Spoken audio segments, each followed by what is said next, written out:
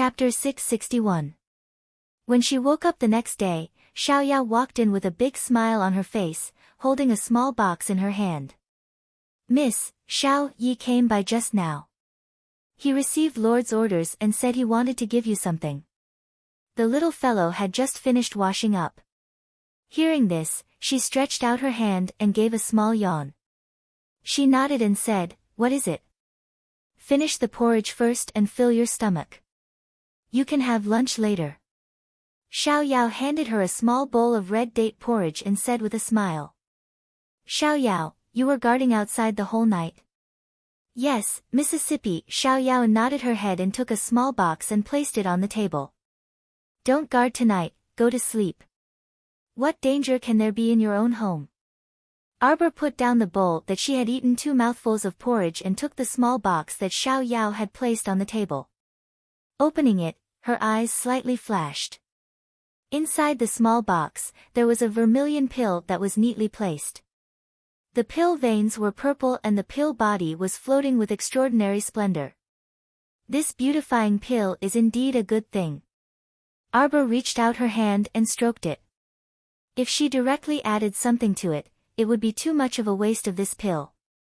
How about Arbor pursed her lips and thought of another plan. With a "pa" sound, she closed the lid of the box and handed the small box back to Xiaoyao. "Xiaoyao, give this beautifying pill to my mother for her to consume. Later, I'll make another one for myself." Originally, she wanted to directly tamper with this beautifying pill and then give it to that Consort Zheng to enjoy. But now, she changed her mind. Such a good thing, naturally she couldn't let that woman take advantage of it. It was just right to show filial piety to her own mother. "Yes, Mississippi." "Xiaoyao will go now and be back soon." Xiaoyao chuckled, took the small box and quickly walked out the door. Arbor continued to drink a few mouthfuls of red date porridge. With a move of her profound sense, the 9 stars mirroring the moon cauldron abruptly jumped out of her conscious and steadily landed on the floor of the room. In an instant, it grew to the height of half a person. Arbor recited the names of a few more medicinal herbs and had Qiuqiu deliver them to her. After she finished eating the porridge, she slowly began to process the few medicinal herbs on hand. After removing the dregs, only the essence of the herb was left. Arbor tossed it into the cauldron, and the cauldron immediately changed. The red cauldron flame ignited on its own, and the red copper cauldron instantly became transparent. The medicinal cauldron slowly rotated, and the star on the cauldron that was emitting a stream of light suddenly lit up. This beautifying pill that she had added a touch of the pure heat poison nether star seed should taste extremely good. Arbor supported his chin with one hand and glanced at the cauldron. He couldn't help but curl his lips in satisfaction. This cauldron normally looked very unremarkable, but unexpectedly, it was very beautiful when refining pills. The entire red copper cauldron had become transparent, and she could even clearly see the style of the fire control inside the cauldron. The fire control was very perfect, and the cauldron automatically made an accurate judgment based on the degree of burning of the herbs. This meant that she didn't need to constantly watch from the side and constantly control the fire, saving her a lot of time and energy. Miss Qiao was a bit happy. Sure enough, a good cauldron was twice the result with half the effort on the path of refining pills. With such a comparison, her set of lousy, medicine refining tools could really be thrown to the back of her mind. Miss Qiao leisurely walked to the small table beside the bed and sat down. She took out a pure white jade communication tablet from her inner world and drew a few strokes on it with a talisman brush. In a flash, both the hidden pavilion and the night pavilion received a message from their mistress. Spread the news that Morning Sunlight Pavilion will publicly auction the exceptional beautifying pill in 3 days. Chapter 662. Ding! A faint sound came from inside the cauldron.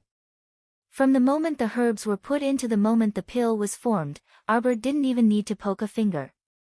It was also because this beautifying pill was only a high-grade pill that Arbor didn't need to use mystic energy to increase the heat. In half a cup of tea's time, the pills were formed. This kind of speed made Miss Chiao very satisfied. With a sweep of her sleeve, a faint fragrance followed the 2 pills that jumped out of the cauldron, assailing her nostrils. As soon as Wei Ziqin stepped through the door, she took a deep breath of the fragrance.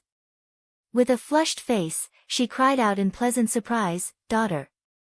You're refining pills. Did mother disturb you?" Arbor couldn't help but want to facepalm.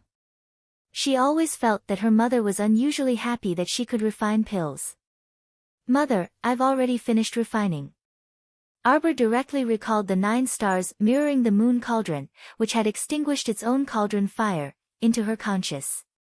She put the 2 beautifying pills that had just come out of the cauldron and added ingredients into 2 exquisite wooden boxes. TSK, she only wanted to make 1 beautifying pill with added ingredients. She didn't expect the cauldron to make 2 for her. Wei Ziqin hurriedly jogged over and took one of the wooden boxes to look at it happily. Her mouth kept muttering, "Daughter, this pill is really well refined." Looking at this pill, it was sparkling white and translucent, small and exquisite. There was a faint purple pattern on the pill's body that flickered with light. As an amateur, she felt very happy looking at it. "Mother." Arbor helplessly helped her mother to sit down. In passing, she took the wooden box from her mother's hands and put it together with the other wooden box into her inner world, so as to prevent it from being carelessly placed and accidentally eaten. "Jojo, this beautifying pill that you gave mother, why don't you keep it for yourself?" Wei Ziqin took out a small box from her pocket and said, "Mother is already so old, what need is there for beautifying?" "Mother, look, I can refine it myself. Those 2 pills just now were both beautifying pills. You can have as many as you want. This pill is for you to eat, so hurry and consume it. It's also beneficial to your body." Xiao Mu poured a cup of tea while urging her mother to consume it. Wei Ziqin chuckled as she glanced at her daughter. Then, she complied and swallowed the beautifying pill. "Mother, the effect of this beautifying pill is somewhat similar to the gradual improvement of a person's appearance. The effect is not immediate. But slowly, after a month, 2 months, 3 months, you'll realize that your white hair is gone, and the fine wrinkles on your temples will also disappear. Your skin will become smoother, and your body will also have strength." Xiao Mu held her mother's arm, and the mother and daughter pair chatted merrily for a while.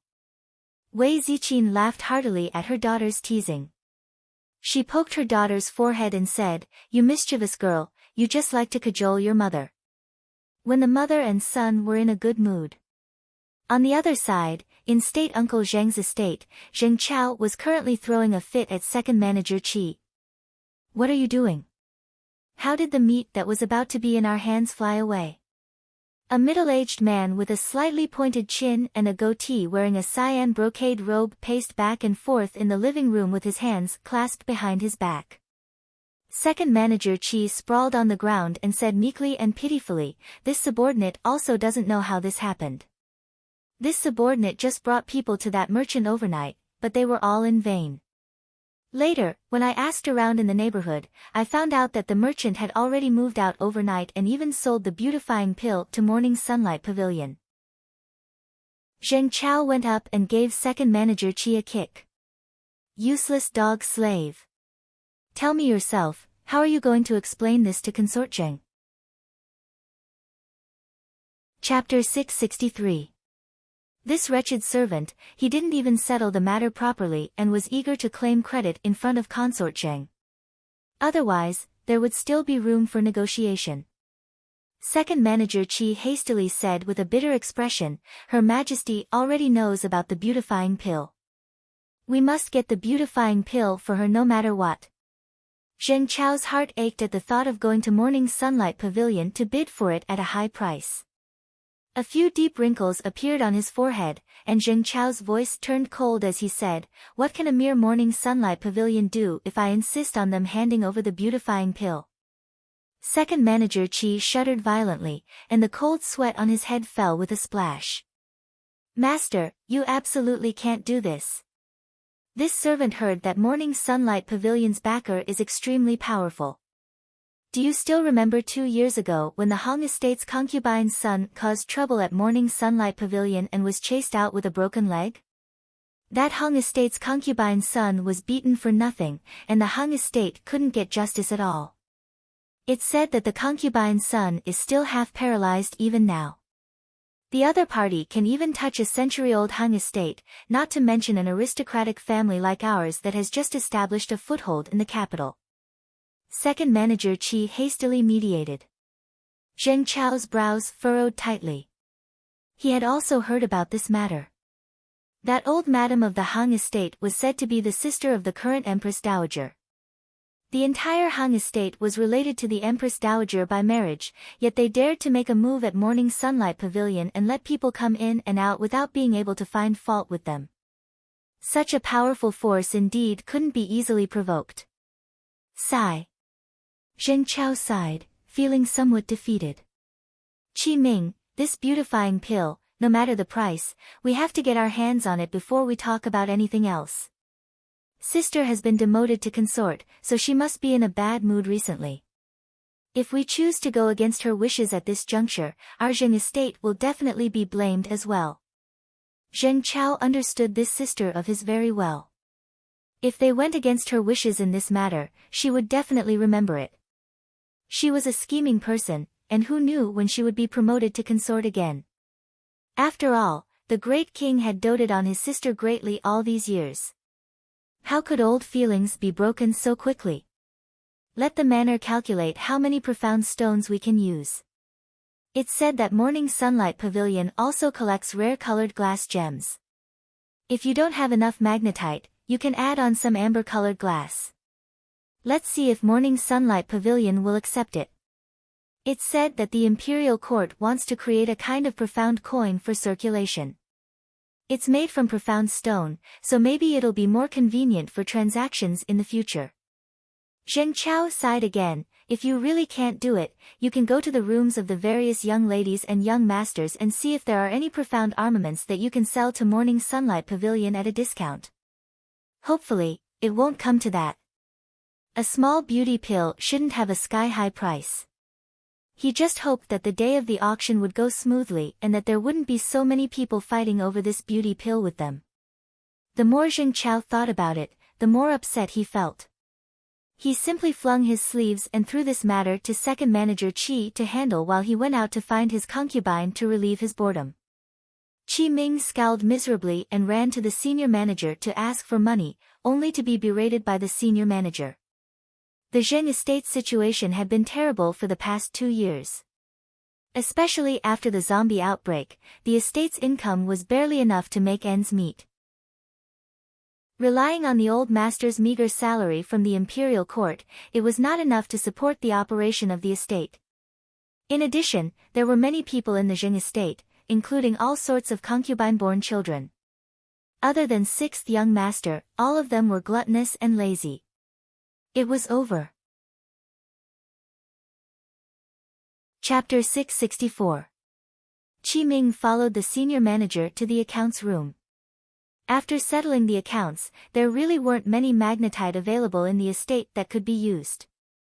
There were only a dozen or so pieces of high-grade magnetite and about 100 pieces of mid-grade magnetite. With the addition of a box of colored glass gems, Qi Ming's confidence was lacking, so he could only report this matter to Zheng Chao. Zheng Chao's one sentence caused chaos in the concubines' rooms. Things like the 5th young master was going to hang himself after stealing the 5th young master's mystic weapon, and the 3rd young miss was going to commit suicide after taking the 3rd young miss's private jewelry. Zheng Chao was infuriated by the series of minor incidents that happened in the Zheng estate over the past 3 days. He ordered that anyone who continued to cause trouble would be kicked out of the Zheng estate. After the pressure was suppressed, although the entire Zheng estate was silent, those concubines and young misses were secretly wiping their tears in their own courtyards all day long. Each and every one of them cried to the heavens and the earth, saying that they couldn't live anymore and that in the future, they would have to beg for food on the streets and so on. This caused the servants in the estate to secretly laugh as they watched the good show of their masters. Zheng Chao spent the past 3 days in this vexed state until Morning Sunlight Pavilion's auction today. He decided to bring second manager Chi with him to personally make a trip there. This was called cutting off all means of retreat and sinking all boats. He was determined to obtain the beautifying pill no matter what. He was already so miserable. If he still couldn't obtain the beautifying pill and curry favor with his sister, his future days would probably be even more miserable than they were now. Morning Sunlight Pavilion's auction date was always set at the beginning of the month.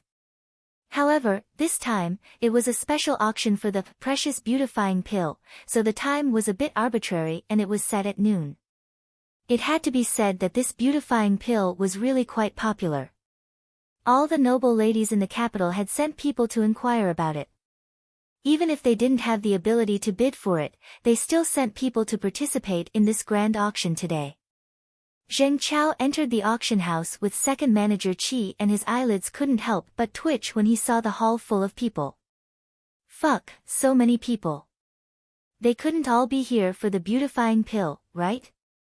Inside the exclusive luxurious private room on the second floor, Arbor had already run over with his two younger siblings to occupy seats and watch the show. At this moment, the three siblings were chatting while munching on a small bag of melon seeds. Huifeng coughed lightly and said, "Crown Princess, the Zheng clan's people have come." Arbor got up and walked to the window. He looked down and saw a middle-aged man with a goatee. He was wearing a green robe and had his hands behind his back as he walked up the stairs to the second floor. "Have him go to the main hall." Arbor waved his small hand and turned to glance at Huifeng. The corner of Huifeng's mouth twitched, and he hastily turned to leave the private room to handle matters. "Sister, why do you care where he sits?" Only the three siblings were left in the private room. Qiao Lin muttered while cracking the sunflower seeds. "Let him sit in the box on the second floor." "How am I going to watch his expression change?" Arbor snorted. "Just wait and see. He's going to be so angry that he's going to vomit blood." The door to the private room suddenly opened, and Duan Yu and Mo Yen walked in one after another, followed by Situ Yi, who coughed lightly.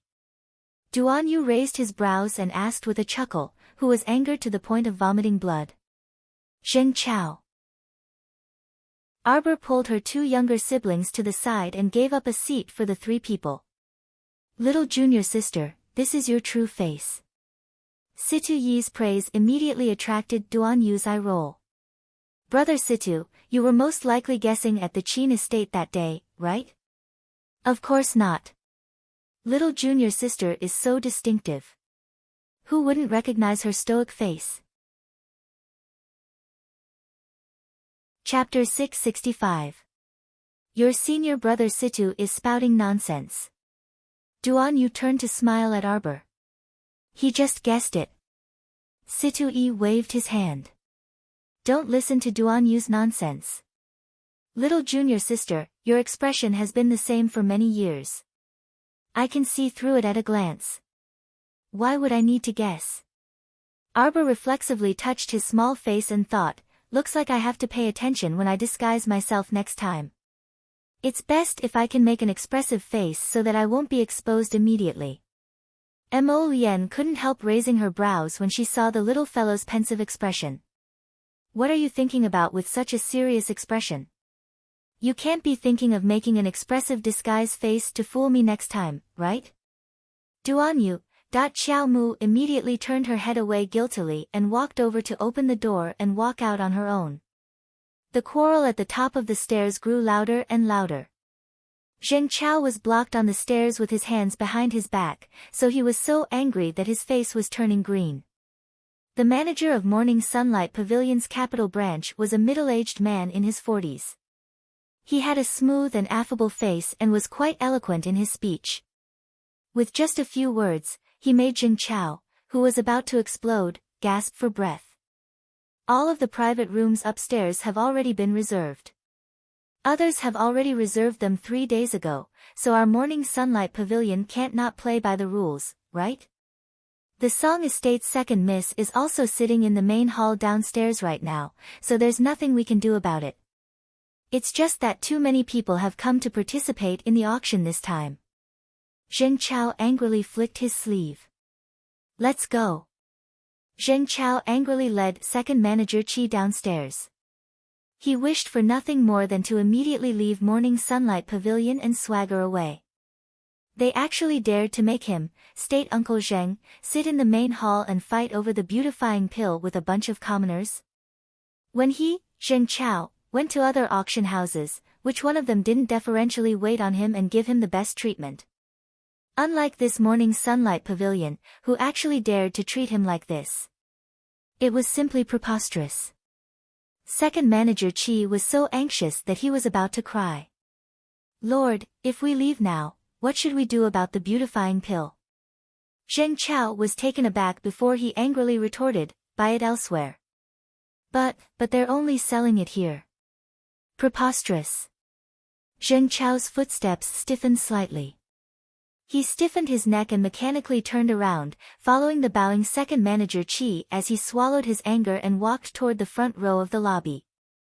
Yo, state Uncle Zheng, nice to meet you. A person in the front row suddenly stood up and bowed to him with a flattering expression. It's Hong Cheng from the Hong clan. Zheng Chao glanced at him, and the corners of his mouth twitched into a fake smile. Then, he sat down beside Hong Cheng. Is Lord Zheng here to purchase the beautifying pill for Her Highness Zheng? Hong Cheng said with a polite smile, I'm also here to take a look at this beautifying pill that has been rumored to be somewhat miraculous.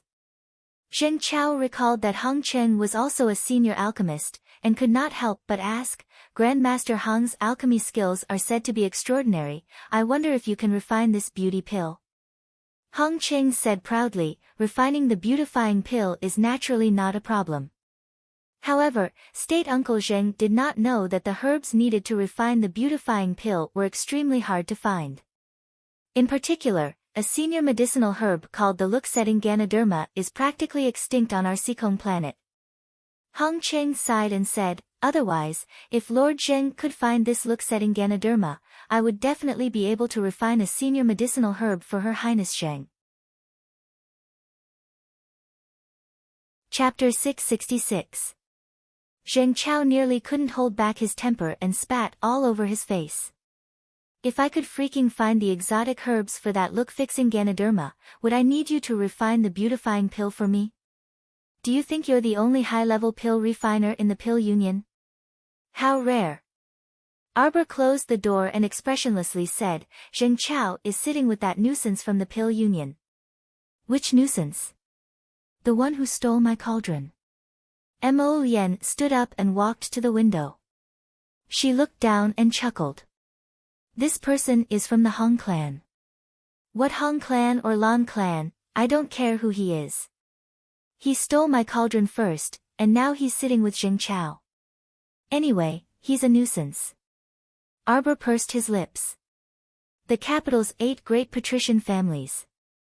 This Hong clan is one of them, Duan Yu said. What 8 great patrician families? Arbor asked offhandedly. The Talisman patrician family, the Mu clan, the Elixir patrician family, the Qin estate, and Duan Yu's concealed weapons patrician family, the Duan clan. Mo Lien continued, aside from them, there's also the Wu clan, the Hong clan, and... The little fellow had long lost her patience to listen to those 8 great patrician families and ran to the window to look around. Mo Lien couldn't help but chuckle and shut her mouth. Forget it, it didn't matter if she remembered them or not. She would talk about it when she encountered them in the future. It's starting. When Hui Feng came in, he had someone bring in some snacks for the 2 little foodies. He then changed the tea to a new round of hot tea before ordering everyone to withdraw. Everyone chatted as they ate while observing the auction below. Apart from the beautifying pill, there were naturally other mystic weapons, high-grade jewelry, and the like. The items that Zheng Chao plundered from his concubine's children were also on the auction list.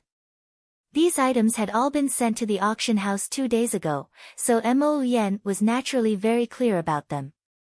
After a rough calculation, the total amount that Zheng Chao could take out was only around 50 pieces of high-grade magnetite when converted into magnetite. However, this was still considered quite a fortune. Even in peacetime, one could be considered a nouveau riche if they could take out 50 or so pieces of high-grade magnetite at once, not to mention that it was just to buy a beautifying pill. Not long after, the steward of Morning Sunlight Pavilion's Beijing branch, Lu Yan, knocked on the door and entered with a smile while carrying a tray. "Your Highness, State Uncle Zheng wants to bid for a 500-year-old snow ginseng." "Let me see." Arbor stretched out his small hand, and Lu Yan hurriedly handed over the tray. Arbor lifted the cover on the tray and examined the 500-year-old snow ginseng in his hand. Then, in front of everyone, he openly confiscated it. Lu Yan's mouth was slightly agape as he turned to look at the crown prince, who had his hand on his forehead. "Your Highness, your wife has gone too far." Very quickly, Qiuqiu carved out an identical, 500-year-old snow ginseng and handed it over to her. "All right, go and return it to him." He told him that there was no such rule in the auction house, and that the auction items would be decided 2 days in advance. How could there be any last-minute additions? "Go and tell Zheng Chao that we can't break the auction rules for him alone." Arbor spoke sternly and righteously. Lu Yan received the tray with a dazed expression and lowered his head to look at the snow ginseng. "Crown Princess, this snow ginseng is... Is there a problem?" "No, no problem. It would be strange if there wasn't a problem. Didn't the Crown Princess confiscate the snow ginseng just now? Why did she return it so quickly?" Our dear Crown Princess swept a disdainful glance at the snow ginseng. "I'm not interested in this kind of 100-year-old trash. Go and return it to him." "Yes, yes, yes." Chapter 667. After Steward Lu retreated, the private room was quiet. Her 2 sisters-in-law, 3 men, and 5 pairs of eyes stared at her without blinking. "What is it?" Arbor calmly returned their gaze. Whether it was the appearance or smell of the 500-year-old snow ginseng that Jojo gave Steward Lu, it was exactly the same as the one she confiscated earlier. But according to the little fellow's temperament, she wouldn't take something out of her inner world for no reason. Unless... Cough, may I ask what exactly is this 500-year-old snow ginseng that you exchanged with Sir Zheng? Duan Yu asked curiously. "A tonic." The little fellow propped her chin on her hand and stood by the window, admiring Sir Zheng's gloomy expression when the snow ginseng was returned. Lu Yan, this guy, was especially reliable. He even specially returned the item to Zheng Chao in front of everyone and strongly requested him to inspect it once to ensure that there were no mistakes before leaving with his men. This waiter was outstanding. Our dear Qiao Mu pursed her lips and nodded approvingly. Ahem. Situ Yi pretended to take a sip of tea and asked, "What tonic is it?" "White radish. It's especially good to eat in winter. Add some pork ribs to stew in a pot of soup and it's delicious. It's even more nutritious if it can be added to the dish with mutton," Arbor replied coolly. Pfft. Duan Yu was caught off guard and spat out his tea, coughing repeatedly as he choked. On the other hand, Situ Yi had just swallowed his tea, so he didn't spit it out. At this time, he was holding his teacup in exasperation as he stared fixedly at that child. Look at this scammer. She used a white radish to exchange for someone else's 500-year-old snow ginseng. Most importantly, she could actually make an identical, 500-year-old snow ginseng, and exchange it in such a short time. Not everyone could do this. No wonder Zheng Chao was also so miserably tricked and took back the snow ginseng without the slightest suspicion. After all, the appearance and smell were exactly the same, and it was done in such a short time. Who could tamper with it like the little fellow? Qiuqiu's control over plants could be said to be a heaven-defying fortune. Any plant in its hands could be moved horizontally or vertically, and it could do whatever it wanted with it. This caused the little fellow to feel somewhat puzzled for a while. What exactly was Qiuqiu? What a magical tree! As they spoke, the climax of the auction arrived. When the auctioneer showered the beautifying pill with extravagant praises and announced the start of the auction, the price of the profound stones skyrocketed. It was only when the price reached 30 pieces of high-grade magnetite did the price slow down a little. Only 3 families were left on the stage, competing with each other for the right to bid. One of them was Zheng Chao, the other was the family of the recently risen He Jiaoyi, and the third was an old nanny sent by a wealthy family. The 3 of them were in a stalemate. He Jiaoyi's family only announced that they would give up when the bidding price broke through 40 pieces of high-grade magnetite. However, the old granny sat there calmly and continued to raise the price. 43 pieces of high-grade profound stones, 44 pieces, 45 pieces. Zheng Chao felt as if he was sitting on pins and needles. He couldn't help but fidget in his seat as cold sweat trickled down his forehead. Seeing this, Hong Cheng hurriedly said in order to curry favor with State Uncle Zheng, "I saw that State Uncle was in a hurry to sell that snow ginseng of excellent quality, but the auction house didn't agree. How about this? I'll pay twice the market price to buy this snow ginseng from State Uncle." Chapter 668. The two immediately completed their private transaction. Hong Cheng spent 24 pieces of high-grade magnetite to buy the white radish in Zheng Chao's hand. Hong Cheng had won State Uncle Zheng's favor. He spent some money to curry favor with State Uncle Zheng and also solved State Uncle Zheng's financial crisis. Both of them were very satisfied and became bosom buddies on the spot. Their conversation also became a little more casual. State Uncle Zheng had 78 pieces of high-grade magnetite in his hands now, so he was much more confident.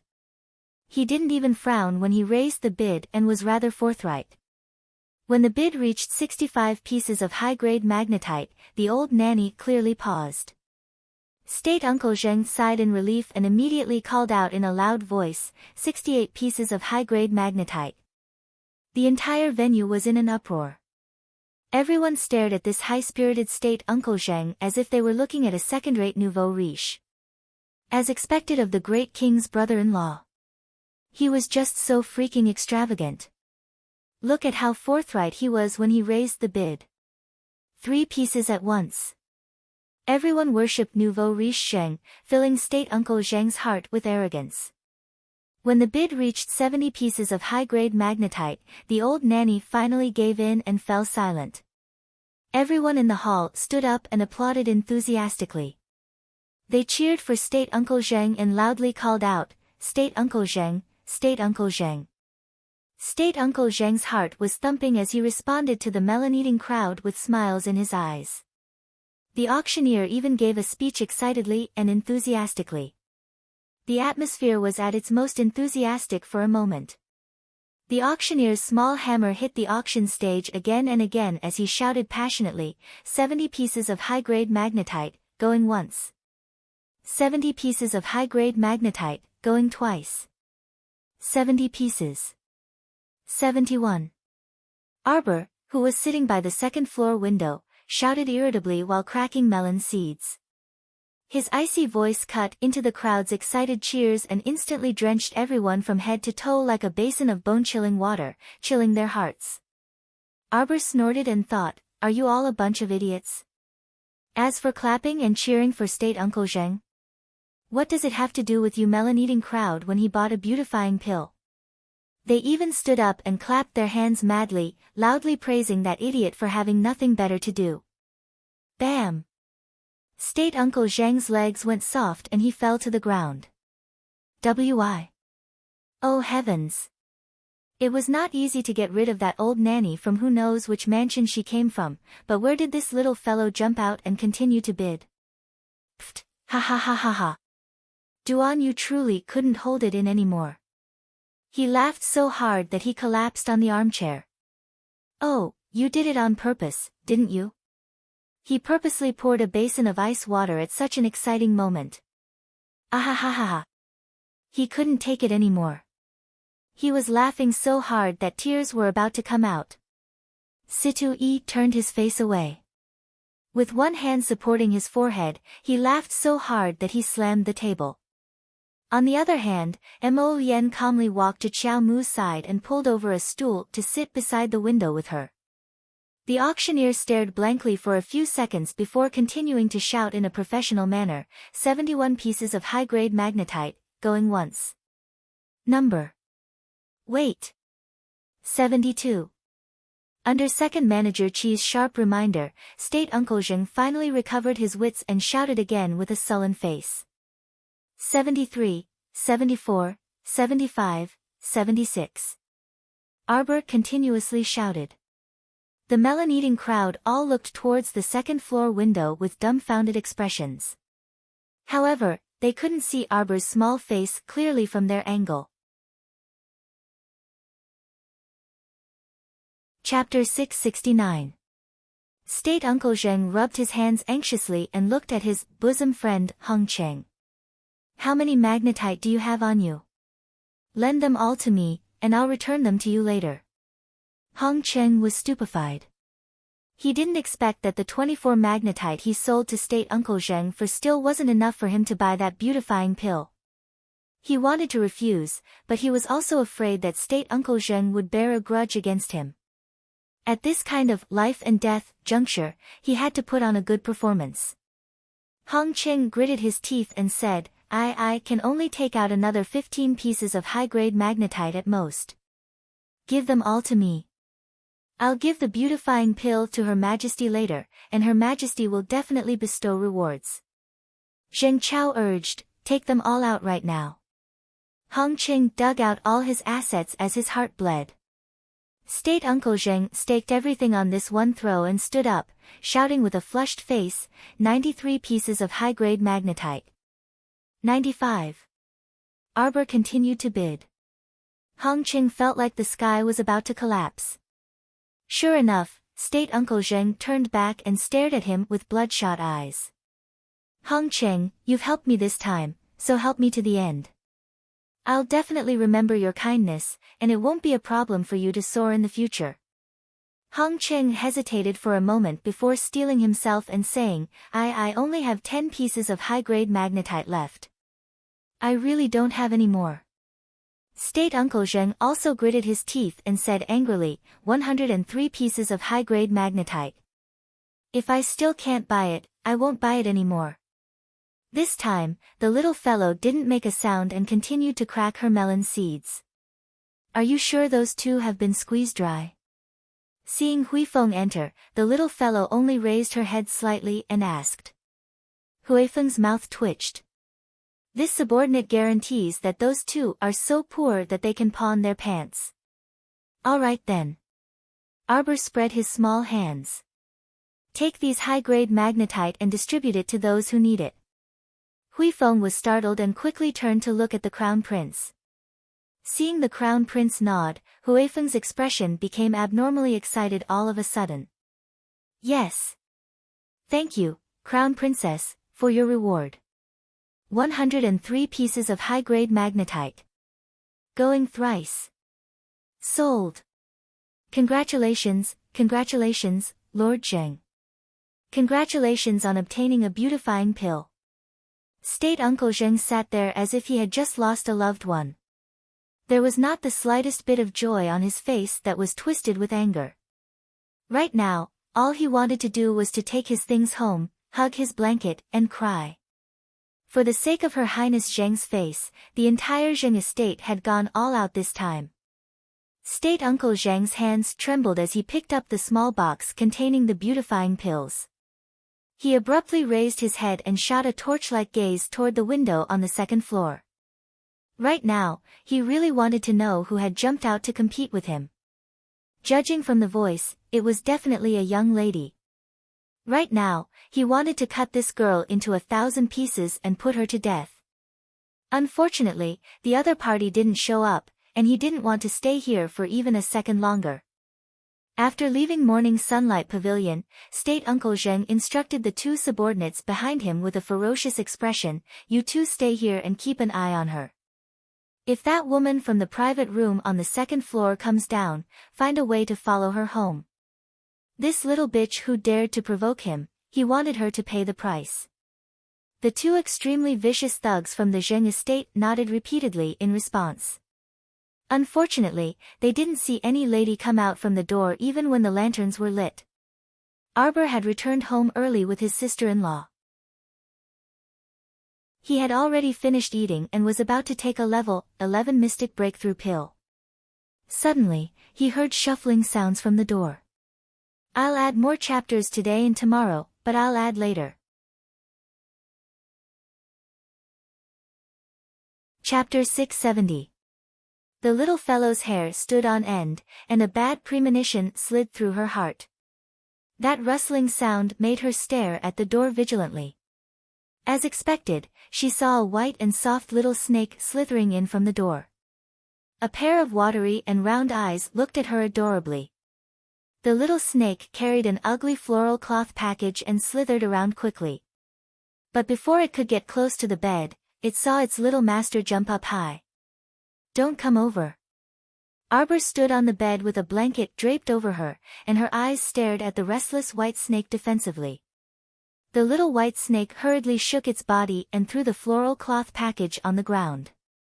Then, it retreated a few steps and coiled itself up like a piece of dung.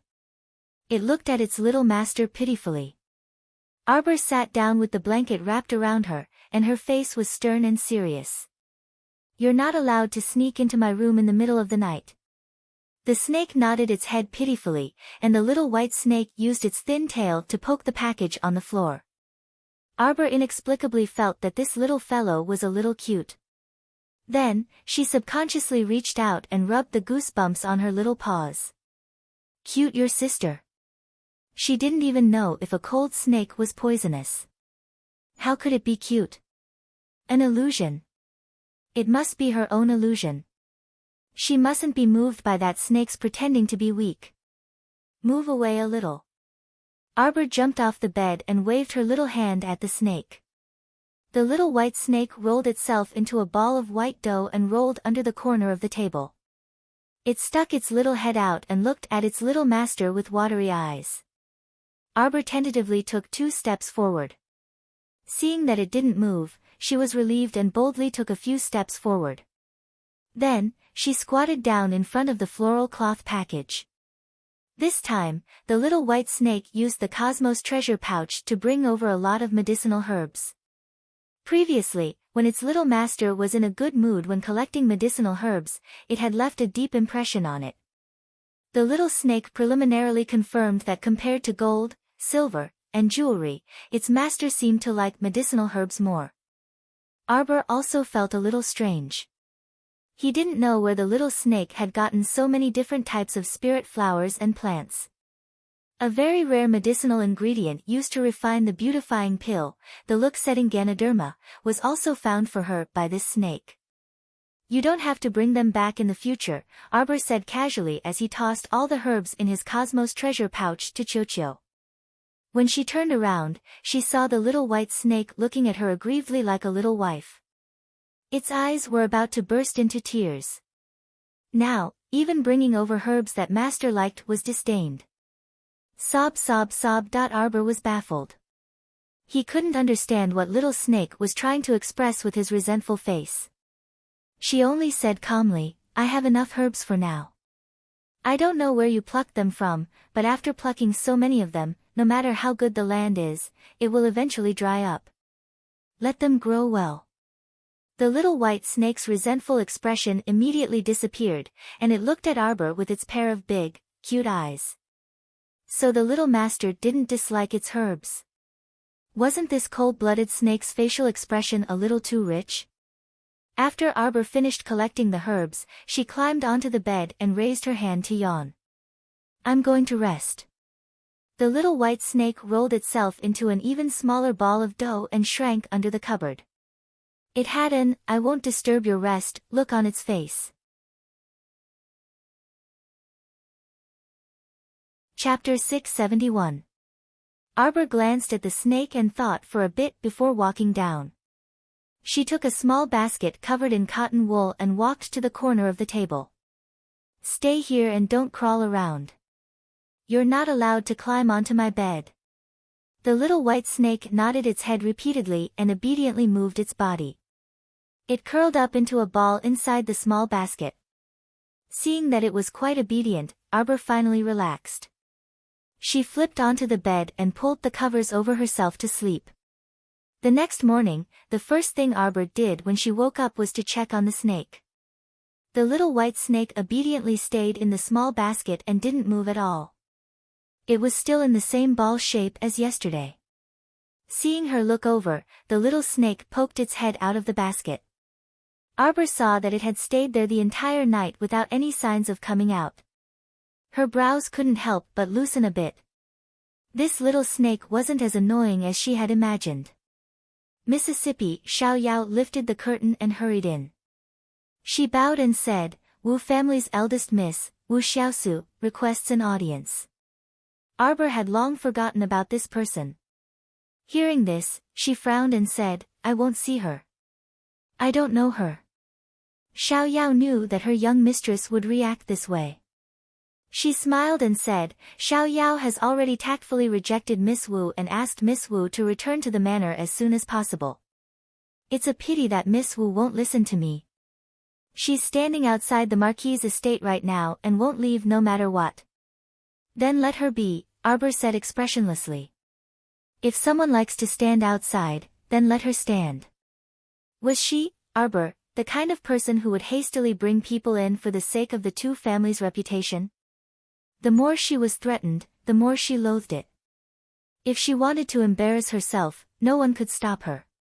She could stand outside as long as she wanted. "Where's Xiao Yi? Let him in. I want to ask him about yesterday's incident at the Zheng estate." Arbor put the small basket on the table and met the little white snake's round eyes. Xiao Yao exclaimed, "Miss, a snake entered the room." Arbor looked at her in amusement. "This is my summoned beast." "Summoned beast?" Xiao Yao was a little surprised. That day, Miss summoned it in the garden. Then the summoning didn't fail. It's just that this little snake doesn't look mighty or ferocious at all. Will it be of use at a crucial moment? The little snake stared at Xiao Yao with its human-like eyes. "It's the one who's been giving me gifts for the past 2 days, Arbor said. Xiao Yao's eyes widened when she heard that. She raised her hand to show her height. "That red coral?" "That's right, and the rest of the herbs were all given by it." Xiao Yao immediately looked at Lord Snake in worship, as if she was looking at a nouveau riche. "Then, miss, should I go prepare some frogs, mice, or something to feed the little snake?" Unexpectedly, the moment she said that, the little white snake immediately turned its little head proudly and disdainfully.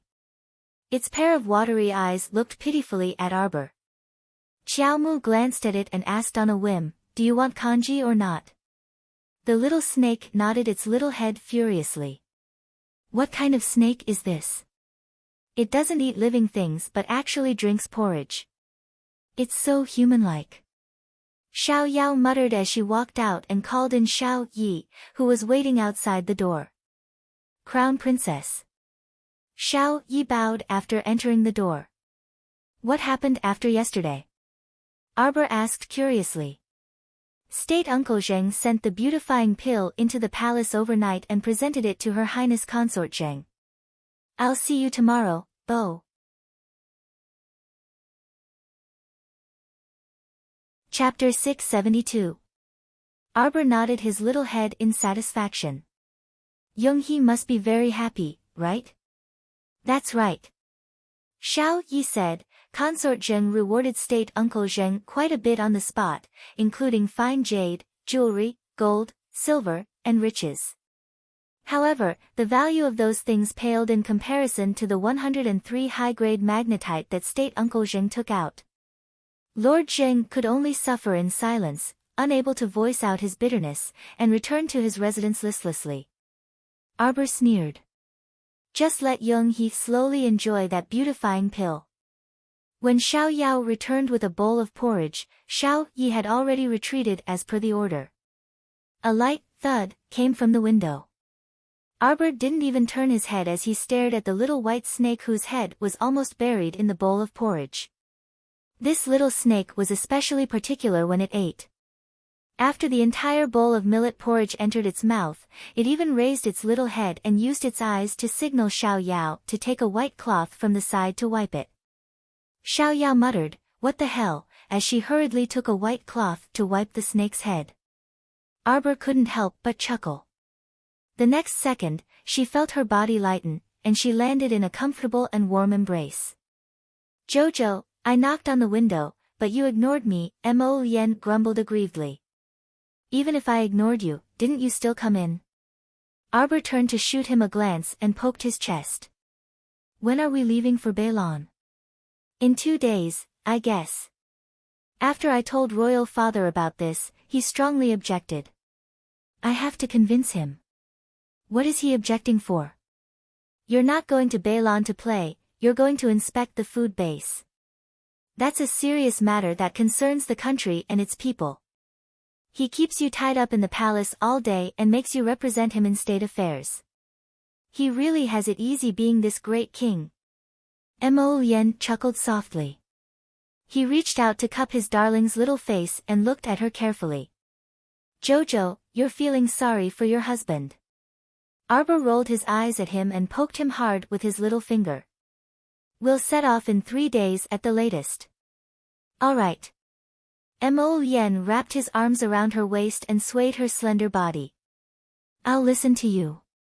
His gaze met with the little white snake's round eyes. Mo Lien's expression changed slightly. Her hand shot out like lightning to grab the white snake.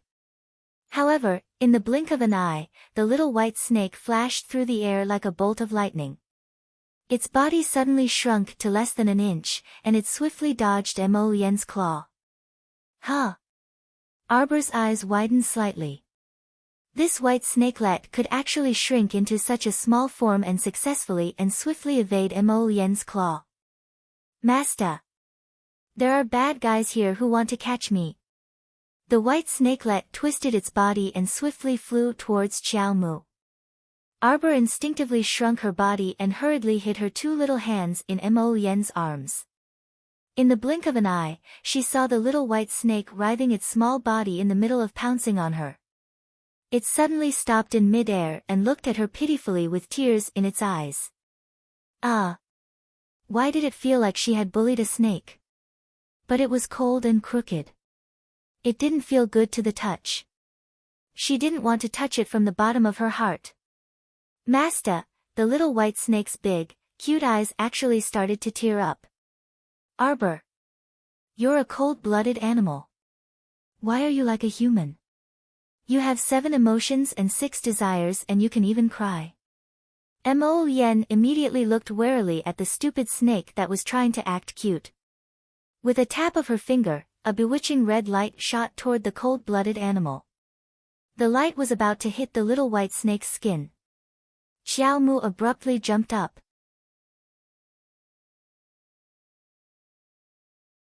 Chapter 673. Mo Lien, don't bully it. Xiao Mu abruptly jumped up and stretched out her small paws to hug that stupidly adorable white snake that had stiffened in midair.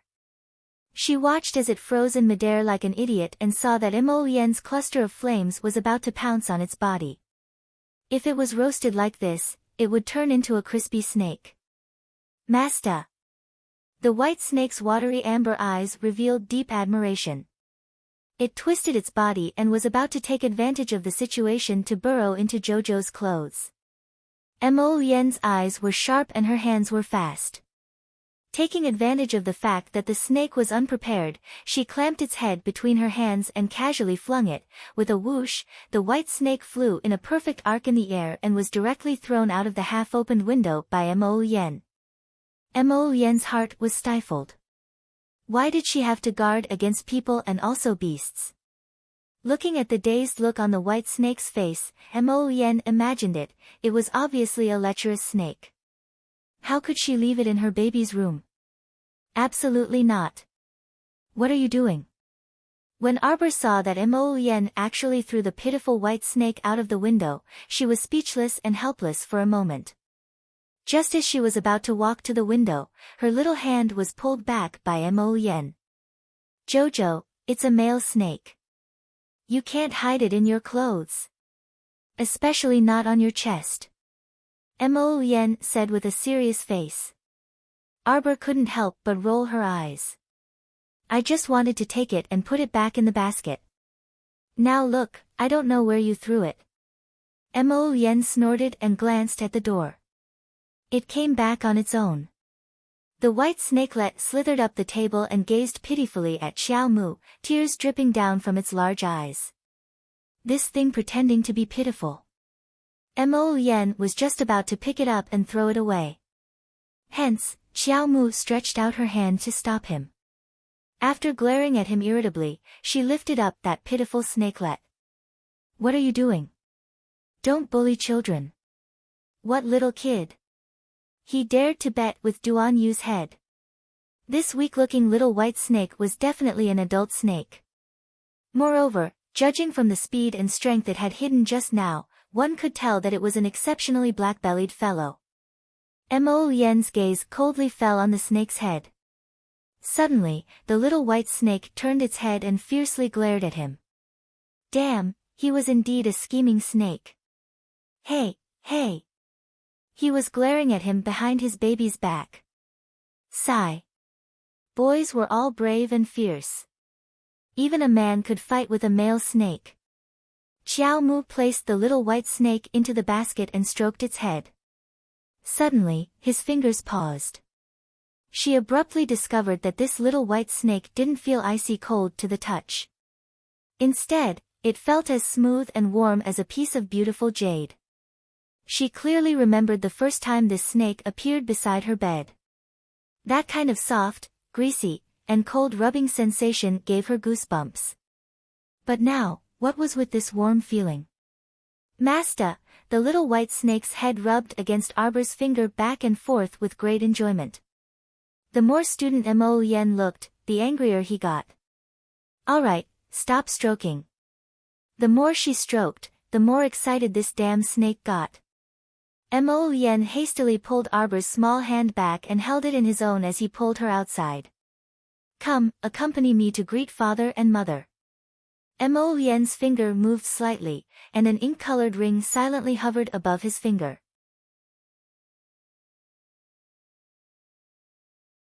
Chapter 674. Arbor's eyes brightened slightly. He reached out to take the ring and put it on his finger. Once he activated his mystic energy, a transparent eggshell defensive barrier appeared around her.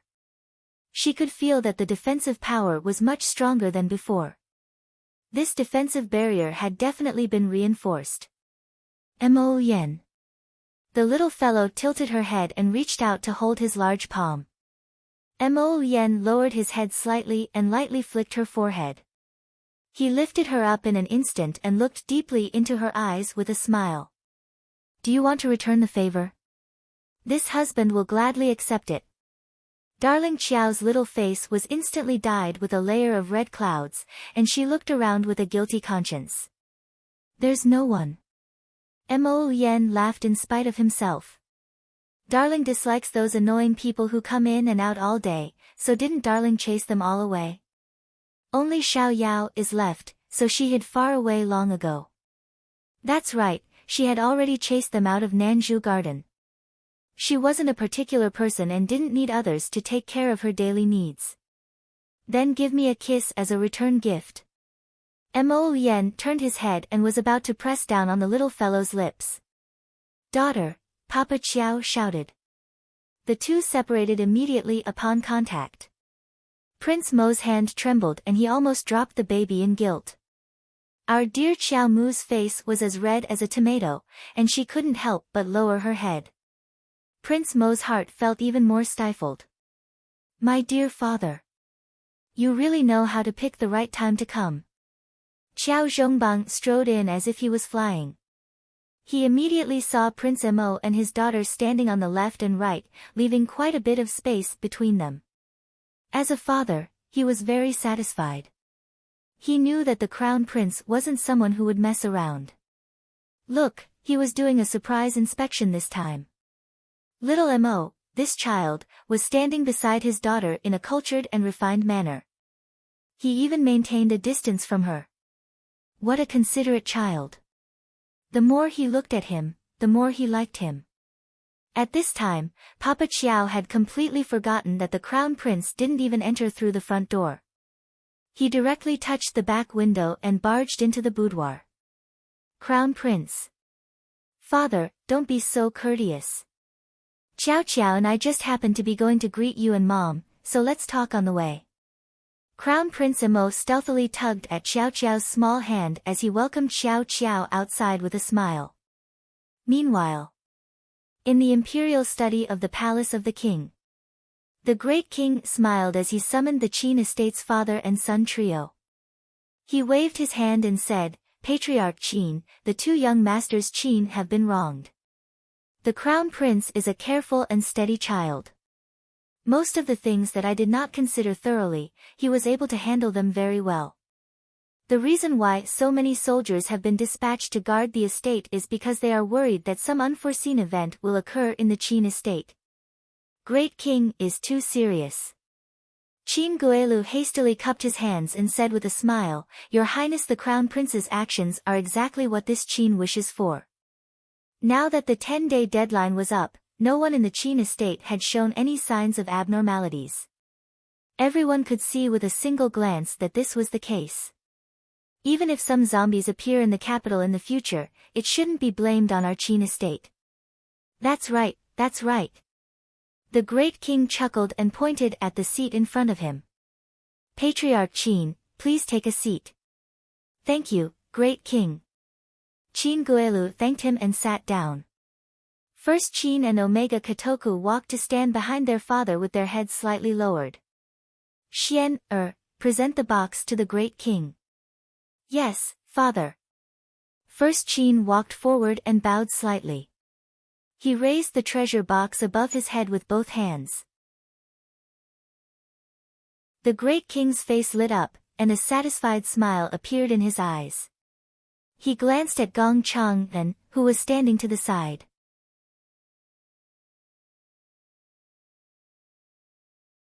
Chapter 675. The latter hurriedly understood and hurriedly walked down the steps to take the box that eldest Qin presented.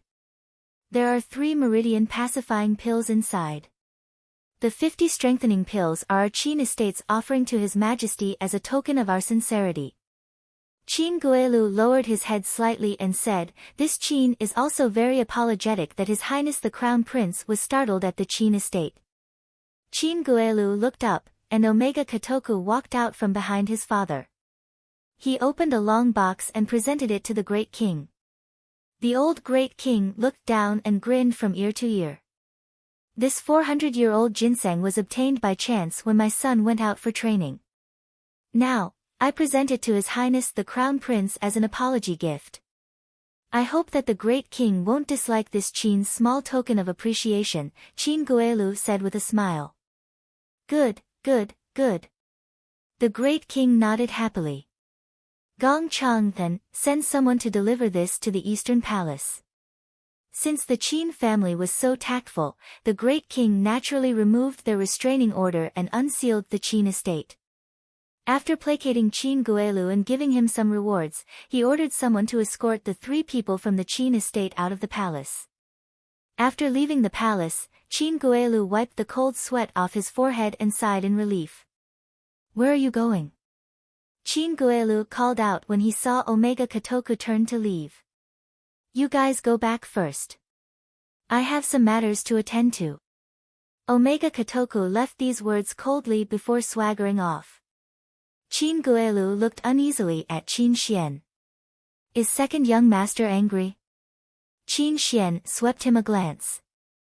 Qin Guelu hurriedly added, but I have no choice.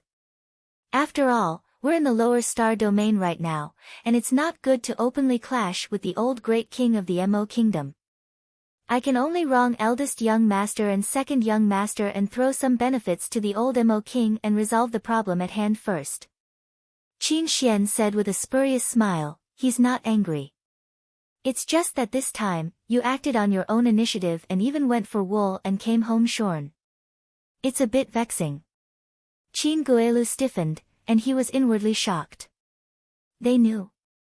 Don't tell me you think that Omega Kotoku hasn't noticed the little tricks that you and Shuntian Mansion have done? Qin Guelu's cold sweat instantly dripped from his forehead. The secret exchange of pill recipes with Shuntian Prefecture's Chio-san had been carried out behind the backs of those two. But now, it had been exposed so blatantly. Eldest young master, this subordinate's surname is Qin. Born as a member of the Qin family, I will die as a ghost of the Qin family. I will never betray the Qin family. This subordinate was only. It was only because I coveted those few rare pill formulas that Master Chio-san provided that I repeatedly colluded with Chio-san for benefits. Idiot. Qin Xian glanced coldly at Qin Guelu. You don't even know that you're being used as a pawn.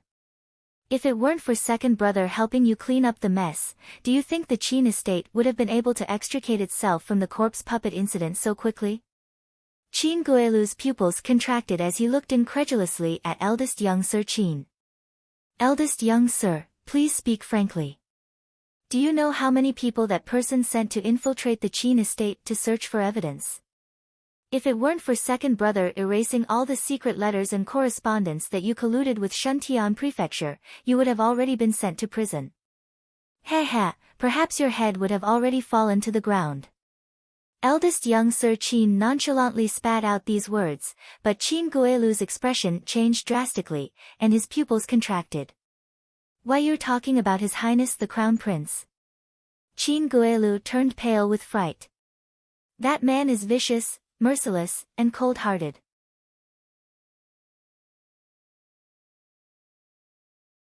Chapter 676. Qin Xian sneered. Once he obtains evidence, the entire Qin estate won't be spared. Qin Guelu, be more careful in the future. You aren't his match. Eldest young Sir Qin chuckled and didn't say anything else. Leaving the dumbstruck Qin Guelu behind, he turned and floated away. Qin Guelu simply didn't expect that the two young sirs had already secretly exchanged blows with the crown prince. He wiped the cold sweat from his forehead, and a wry smile tugged at the corner of his mouth. It turned out that his little actions had all fallen into the young sir's eyes. To think that he had been so pleased with himself in the dark. Qin Guelu had to admit that he was old. These young children were truly each more ruthless than the other. Omega Kotoku sat in a carriage and coldly recited the name of a place. After the carriage set off, a large crowd of cheering girls rushed out from the corner of the street after hearing the news. They had all rushed over to watch the young sir of the Qin estate, but unfortunately, they were half a beat too late and only ate a mouthful of dust. The carriage stopped in front of a house, far away in a corner. The carriage driver didn't know what his master was waiting for, but he didn't dare to ask. He could only wait silently with his master. A small blue and white palanquin was parked in front of the residence's entrance. A young miss stood in front of the palanquin accompanied by a maidservant with a somewhat gloomy expression. Omega Kotoku was silently waiting for something inside the carriage, and that young miss was also waiting at someone else's door. After waiting for a full 3 hours, it was already past lunchtime. The carriage driver opened his mouth and carefully called out, "Second young sir." Then, he heard a creak from the other end, and the residence's main door was suddenly pulled open inwardly. 2 figures walked out of the door hand in hand, followed by a male and female bodyguard maidservant. Omega Kotoku's deep gaze locked onto the young lady who stepped out of the door first through the carriage's curtain, his aura gloomy. "Eldest Miss Chiao, is this your original appearance? That Mu Xiao Bao is also a fake name." Young Sir Omega Kotoku's cold gaze landed on Miss Chiao's small hand that the crown prince was holding, and he instinctively felt uncomfortable. How could he let another man hold her soft and delicate hand? It felt like something in the depths of Xiao Chen's heart had been torn apart, making him feel somewhat uneasy. Omega Kotoku stared coldly at the 2 men. The glint and shadow of the sword in his eyes were almost tangible. So much so that Arbor and Mo Yen both turned to look at the carriage. Separated by the thick curtain of the carriage, the 2 men's cold gazes met in a straight line. After a moment, Omega Kotoku clenched his fists. Let's go home. For some reason, the coachman felt that the surrounding air seemed to have become a few degrees colder. It was already the 12th month of winter, so he couldn't help but sneeze several times. Rubbing his nose, he hurriedly got into the carriage and rushed back to the Chin estate. Who's in the car? Arbor asked curiously as he tugged at the prince's sleeve. Irrelevant people. Mo Lien's gaze followed the carriage. After a moment, she retracted her gaze and lowered her head to look at Arbor. No need to pay attention to them. Arbor didn't pursue the matter. After eating, the two planned to go out for a stroll. She had just given him 4 ebony storage talismans filled with winter fruits. Speaking of the 50 winter fruit trees, it was a bit funny. Chio was like an idiot, insisting on accelerating their growth and harvesting the winter fruits. After picking a few rounds of fruits, she wondered if something had gone wrong with the trees.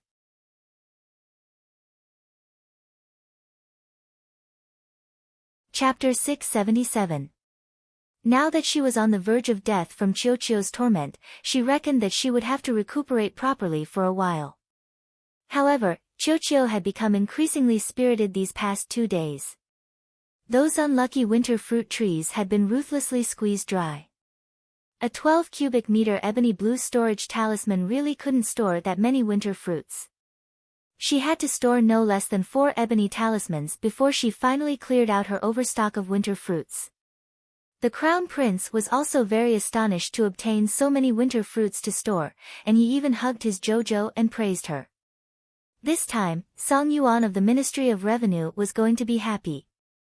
Official Song, who originally came to him every day to complain about being poor, had already started repeatedly slandering him these past few days, instigating him to make an example of his father's harem and suggesting that the harem's expenses be reduced. This could also be considered a solution. Right now, the common people of the Mo Kingdom capital were almost unable to fill their stomachs, while the great king's harem were all exceedingly extravagant. If they could reduce their expenses, they would definitely be able to save a large amount of expenses. Miss Chiao.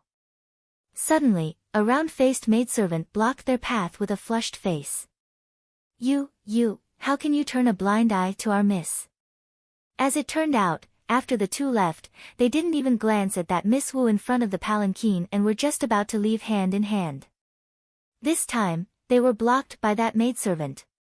Glancing to the side, they saw that Miss Wu was dressed in pink and white with a thin fur coat draped over her shoulders and a delicate hairpin inserted into her hair. Braving the cold wind, she stood next to the small palanquin, her small face slightly flushed from the wind, her eyes filled with faint grievance. Impudent! Huifeng reprimanded, a mere maidservant actually dares to block the path of the Crown Prince and Crown Princess. Why don't you kneel in greeting after seeing His Highness? That maidservant quivered in fright and immediately knelt on the ground, her shoulders trembling as she said, "This servant has been impolite. Greetings to the Crown Prince and Crown Princess. Seeing that you are loyal to your master, I won't bicker with you. Withdraw." Arbor coldly ordered. That maidservant hastily crawled 2 steps back and obediently knelt on the side, not daring to get up. Wu Xiaosu couldn't help but clench her cold fists tightly under her sleeves. With a stiff expression, Wu Xiaosu stepped forward and bowed to the Crown Prince. "Xiaosu greets your highness and Miss Chiao."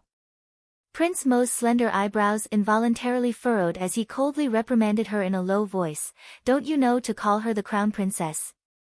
Wu Xiaosu's fingers under her sleeves were almost broken. She shrank back and knelt on the ground.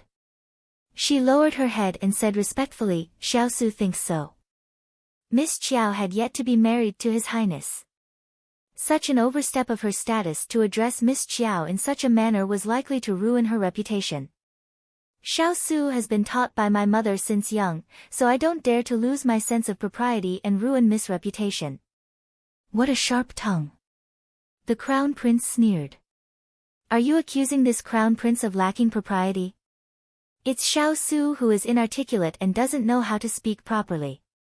I've angered your highness. I hope your highness can forgive me."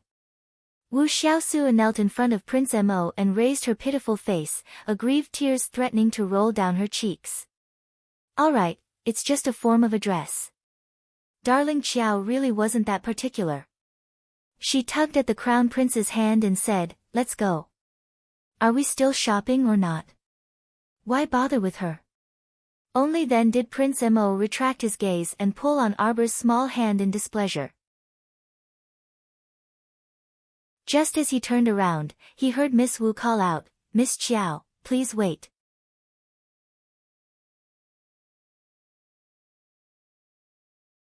Chapter 678. A trace of impatience flitted across Arbor's brows. Was she very familiar with her? She came to visit her out of the blue and didn't even have an invitation.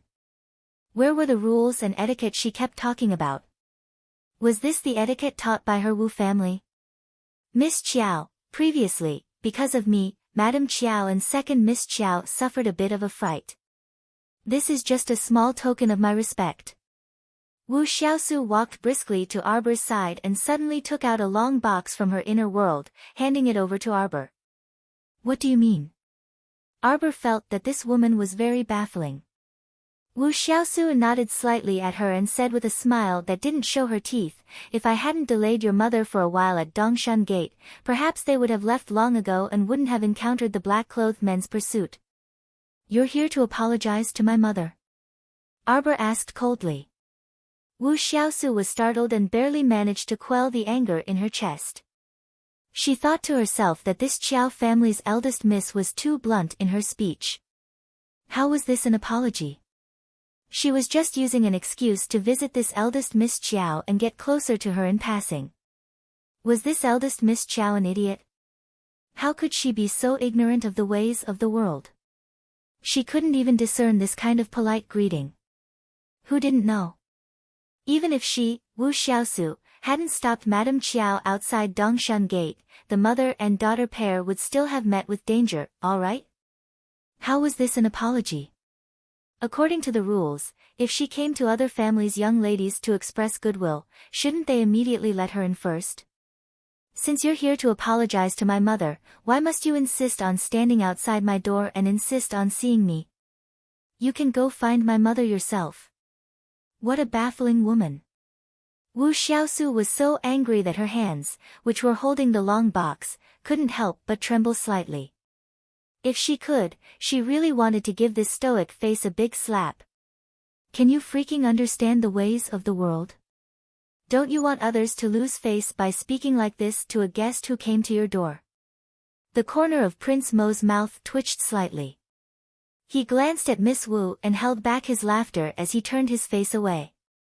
Arbor saw that Wu Xiaosu's lips were trembling and she was frozen in place without saying a word. He looked at her impatiently and said, Is there anything else? If there's nothing important, then don't block the way. We still have things to do.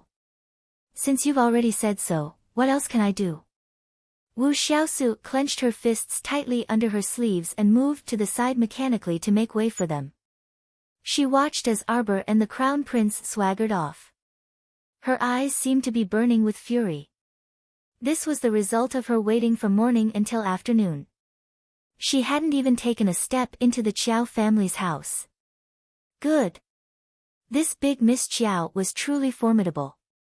Without meeting her, he would not have known that this person was actually such a ruthless character who was impervious to everything. At such a young age, he was very scheming. Wu Xiaosu thought that Arbor's entire person was a conspiracy. She believed that this big Miss Qiao deliberately gave her the cold shoulder in front of the crown prince all morning. Then, she ruthlessly brushed her aside in front of the crown prince and completely shut the door on her. Did she think that she would give up just like that? Her mind was filled with her aunt's earnest exhortations, you must become good sisters with big Miss Qiao of the Marquis of Jieyuan's estate. How could she have known that Miss Qiao was completely baffled by her? A total stranger suddenly came to seek an audience with an appearance of deep sisterly love. Didn't she find it funny?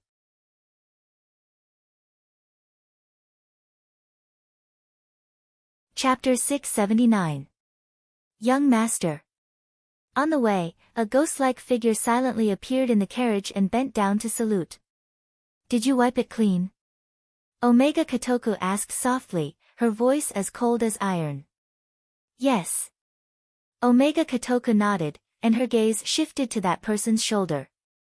A dark red spot was seeping through the black clothes. You fought with someone? Yes. That person's mouth widened, and his eyes revealed a bloodthirsty intent. But the person who fought with this subordinate didn't end up well either. His injuries were more severe than mine. Haha, he probably won't make it past tonight. Omega Kotoku nodded slightly and then had the person leave the carriage. Mu Xiaobao, you want to run away so irresponsibly after provoking this young master? The teacup at Omega Kotoku's fingertips suddenly turned into powder. That was impossible. Arbor reached out to rub his slightly itchy nose. Mo Lien then grabbed his small hand and rubbed it. Cold. What cold? She was a mystic cultivator. How could she be cold in such a chilly winter day? It didn't matter even if she wore an unlined garment. But if she really wore an unlined garment outside, not to mention the crown prince, her parents would be the first to nag at her non-stop. It was sunny after the snow, and there were quite a lot of people on the streets today. The two people strolled aimlessly on the streets for a while, quietly enjoying the slow flow of time. However, the good times didn't last long. A wail broke the peace on the streets, and the pedestrians hastily dodged. The sound of shouting and whips, accompanied by a woman's cries and screams, quickly caused the streets to be in chaos. The crown prince lowered his head and took out a jade communication talisman from his sleeve. When he saw the small characters that appeared on it, his expression darkened.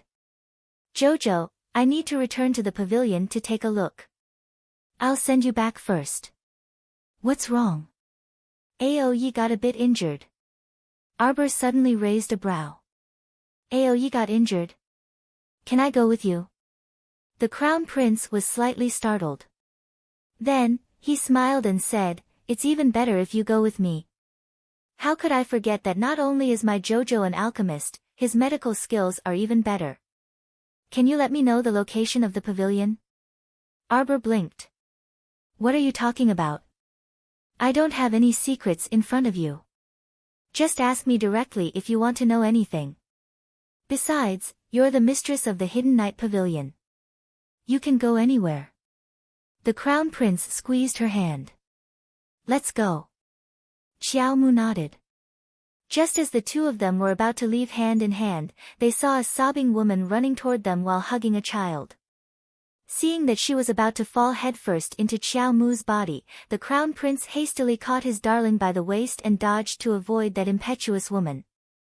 As a result, the woman, who was carrying a child, fell heavily to the ground with a thud. The child in her arms groaned a couple of times and burst into tears. You bitch, you still dare to run. The man's angry curses were mixed with the sound of a whip slicing through the air, instantly landing on the woman's head. Smack! When the whip landed diagonally on the woman's back, the man's hand clearly stiffened, as if he didn't expect this whip to land so easily. The woman grimaced in pain as she hugged the child. She rolled towards the crown prince's feet. This miss, please be kind and help us mother and son. According to the routine, the rich miss would definitely sympathize with the mother and son's misfortune. Who would have expected that the little stoic, the eighth watch ended today?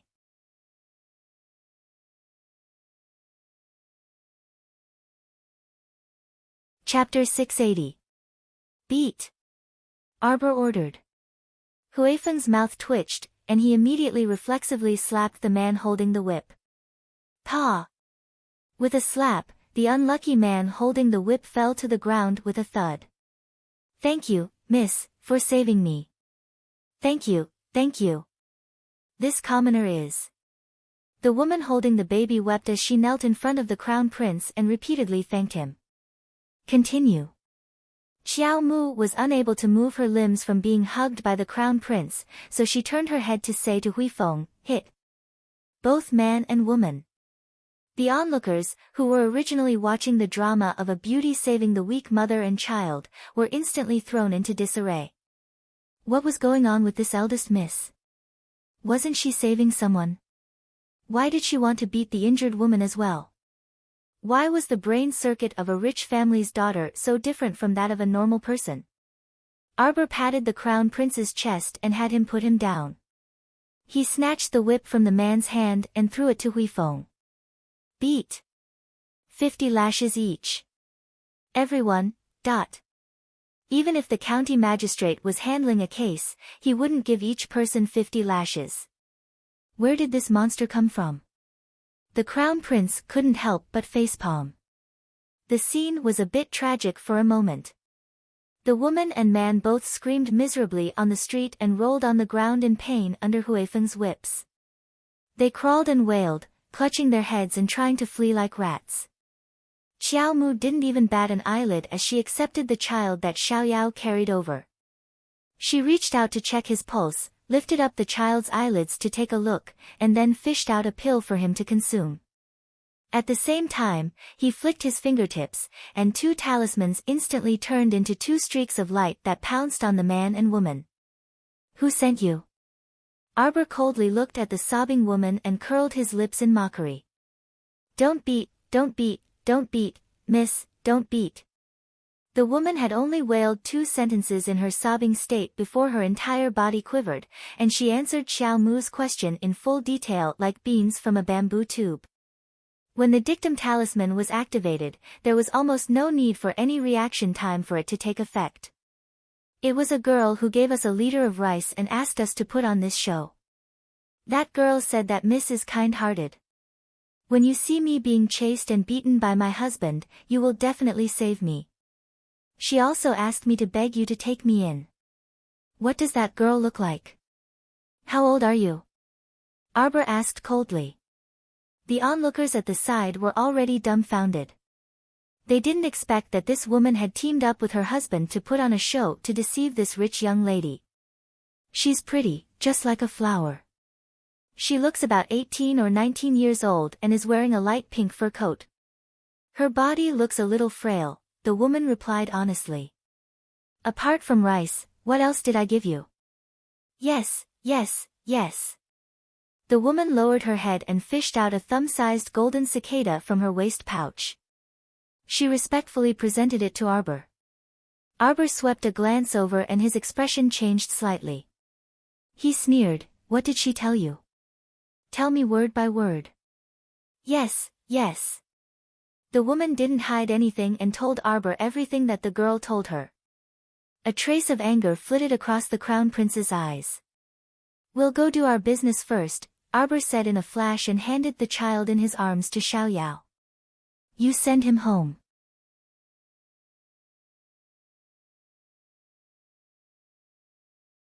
Chapter 681. The onlookers who were watching the show were all confused and couldn't figure out what was going on. Xiao Yao couldn't help but be amused by their stupidity. She rested one hand on her waist and held the boy's hand with the other as she scolded, look at your foolish faces. Did you all think that our miss was randomly beating people up on the streets? This little boy was clearly abducted. Have you ever seen a mother use her own son as a cushion when she falls down? This child was fed a delirious poison, and it was our miss who gave him the antidote. Xiao Yao grumpily rebuked the passers-by. The onlookers were rendered speechless, and they all smiled sheepishly as they apologized profusely. Peony kicked the swindler couple and asked them where they had picked up the child.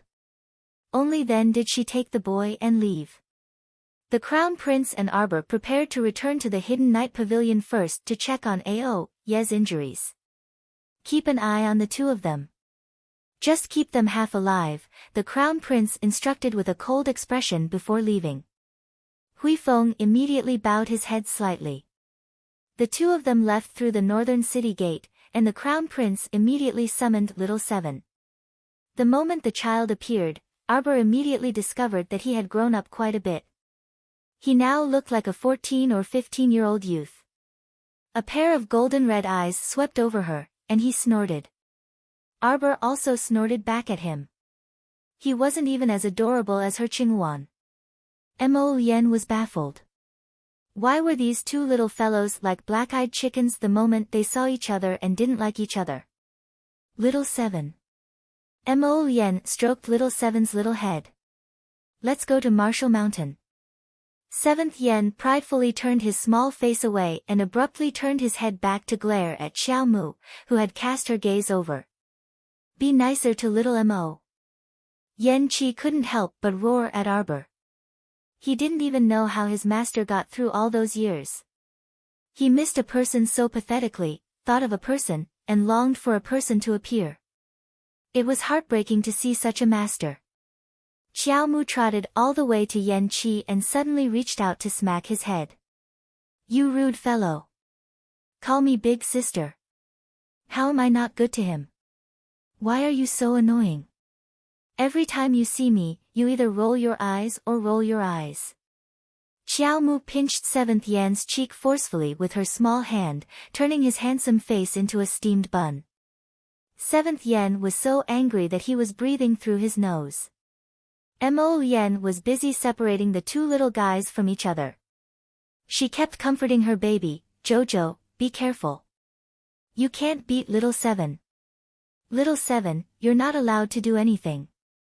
Let go. Classmate Little Seven was about to die from anger. This damned woman was so fierce that she wanted to kill him. She came up and pinched his face. It hurts so much. Arbor smacked him on the head. Call me big sister. Damned woman. Thump. Thump. Thump. Thump. Thump. Little Seven reached out to hold his head. He was so angry that he wanted to immediately transform into his beast form and send her flying into the sky. But when he met Little Mo's warning gaze, he was a little scared. The little dragon was so angry. Big sister, big sister. Stop hitting me. This damned woman. There were 2 small bumps on his head. Wouldn't it have been fine if you had called me big sister earlier? Arbor finally let go of this proud little dragon in satisfaction. Fierce woman. He had 8 lifetimes of bad luck to be her little brother.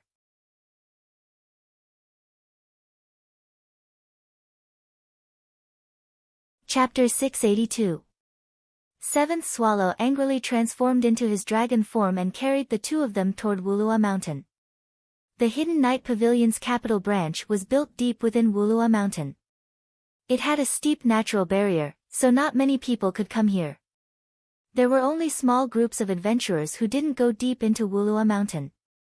Most of them hunted in the periphery. Thus, the Hidden Night Pavilion had been stationed in Wulua Mountain for many years, so it was relatively peaceful. Arbor followed the Crown Prince to a mountain wall and watched as the Crown Prince pressed his palm against a stone block. A stone door opened in the originally barren mountain wall. The 2 of them walked in hand, and Seventh Swallow angrily followed behind them. The inside of the stone wall was very spacious. The ceiling hung high, and the wall lamps reflected light. It was a different world. Hidden Flower walked over and bowed to the 2 of them. Your Highness, Stay Up Late's injuries are quite serious. As he spoke, he brought the 2 of them to a small stone room.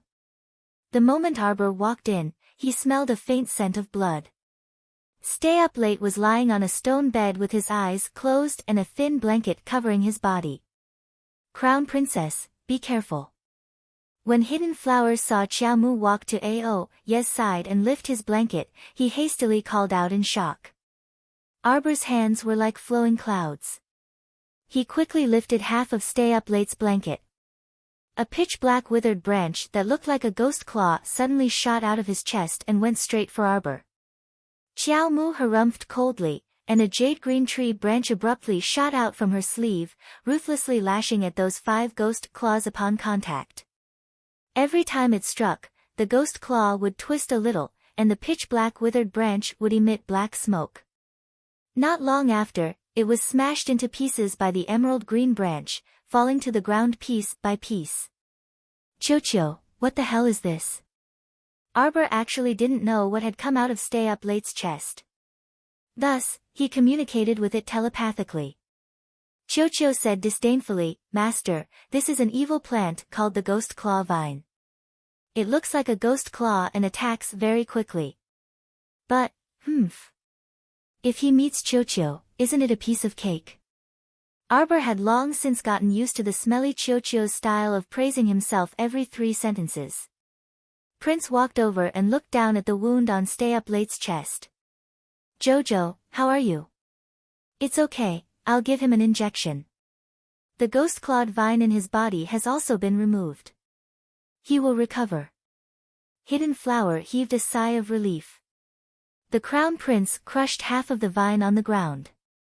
"I didn't expect that the Qin estate was still hiding a demonic cultivator. I really underestimated them." Arbor took out his needle bag. His hands paused for a moment. "Qin estate? Aoyi was injured by someone from the Qin estate?" "That's right." The Crown Prince sneered and said, "This time, we were 1 step behind. The people of the Qin estate were 1 step ahead of us in erasing all traces of their collusion with the Shuntian prefecture. It's really disappointing that we couldn't convict them. Moreover, even Aoyi was heavily injured by the Qin estate's people." In this confrontation, the Crown Prince had suffered a hidden loss. The Qin estate had only lost an insignificant batch of pills. Speaking of which, he had lost this round. The 2 people from the Qin estate were indeed very smart. They were really 2 difficult bones to chew. Arbor seriously finished giving Aoyi the injection and fed him 2 healing pills. "Send someone to take good care of him for the next 2 days. He needs to rest for about 7 days." Hidden Flower nodded and sent the 2 people out of the stone room, bidding them farewell respectfully.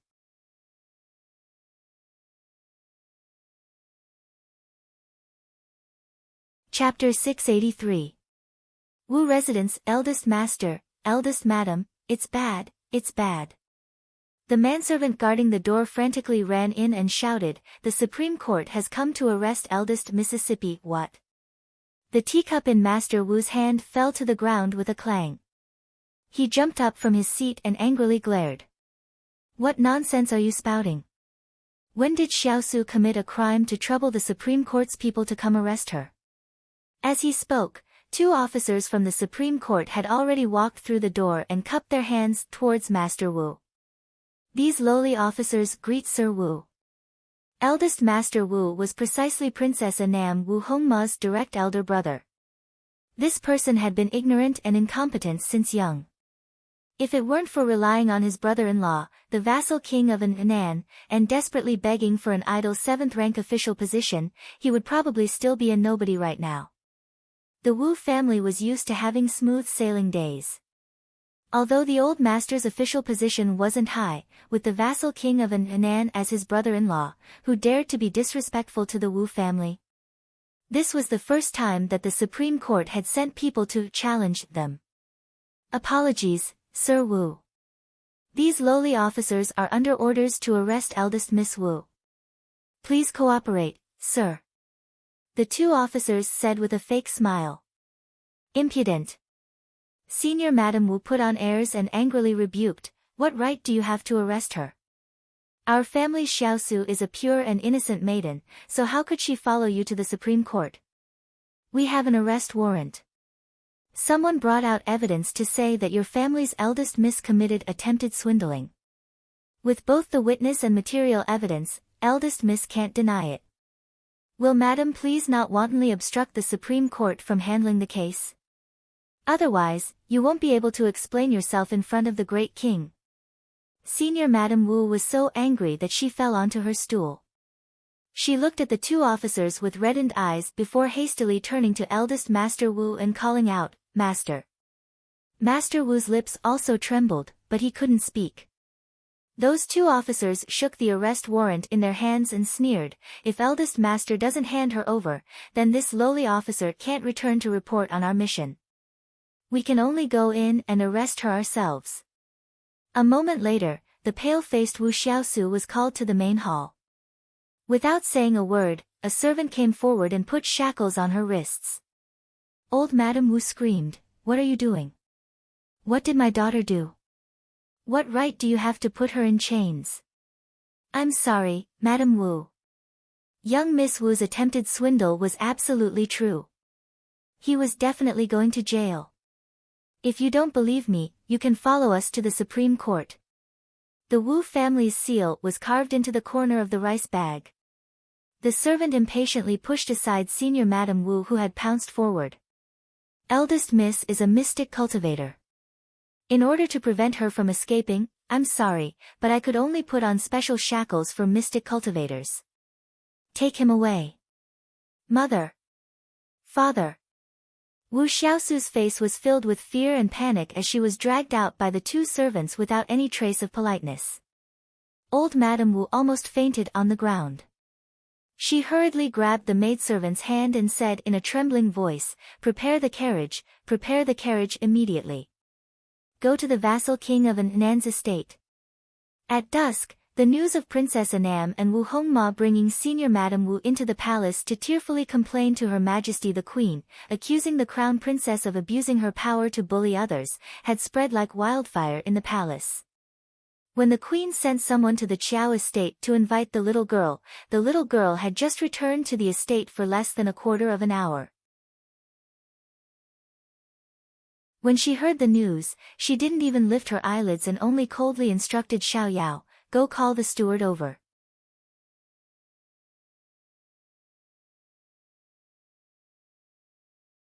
Chapter 684.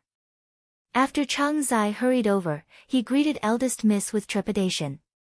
Although this eldest miss was young, her aura was very frightening.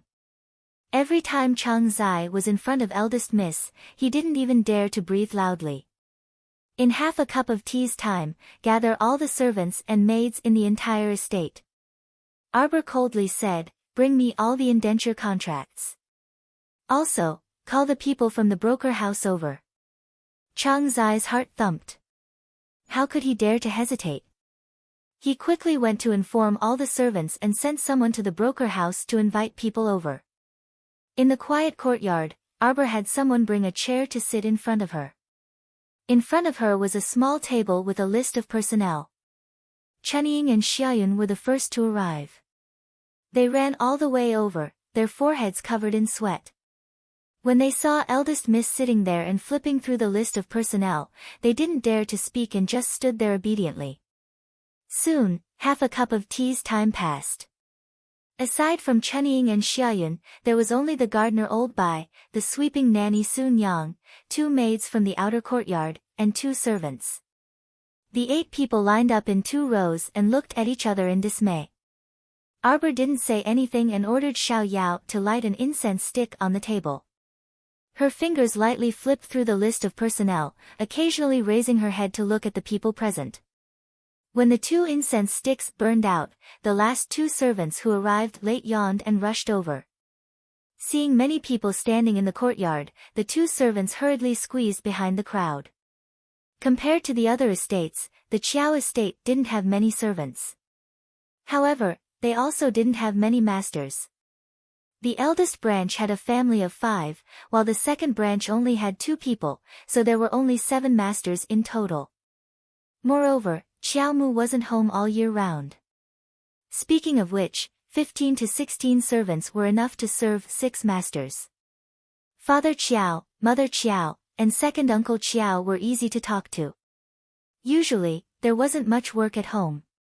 Just look at how undisciplined these people were. Arbor sneered. He had Chunying and the other 8 people stand to the side and coldly looked at the remaining 7 or 8 servants. Steward Chang, you didn't inform them to come see me in half a cup of tea's time? Arbor coldly asked.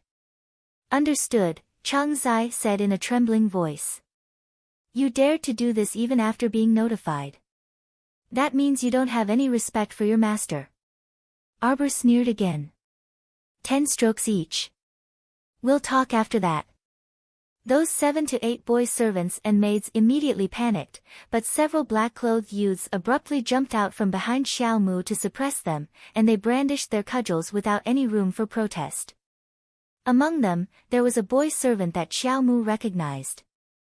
He was precisely her younger brother Qiao Sen's lackey who was making the most noise and yelling the most viciously.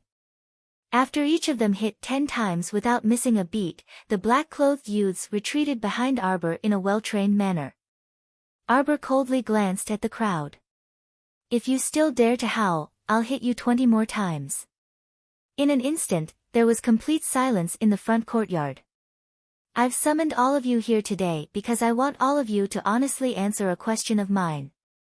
Arbor's eyes were unusually cold as he swept his gaze across the row of servants standing in front of him. A few days ago, someone sold information about my court to the eldest miss of the Wu family. They said that I was unreasonable, crafty, and cold by nature. They said that I didn't like people to serve me at close quarters. They even dismissed the people of Nanzhu Garden. As soon as Arbor finished speaking, the last 2 young servant girls who had blended into the crowd lowered their heads. They couldn't help but tremble all over.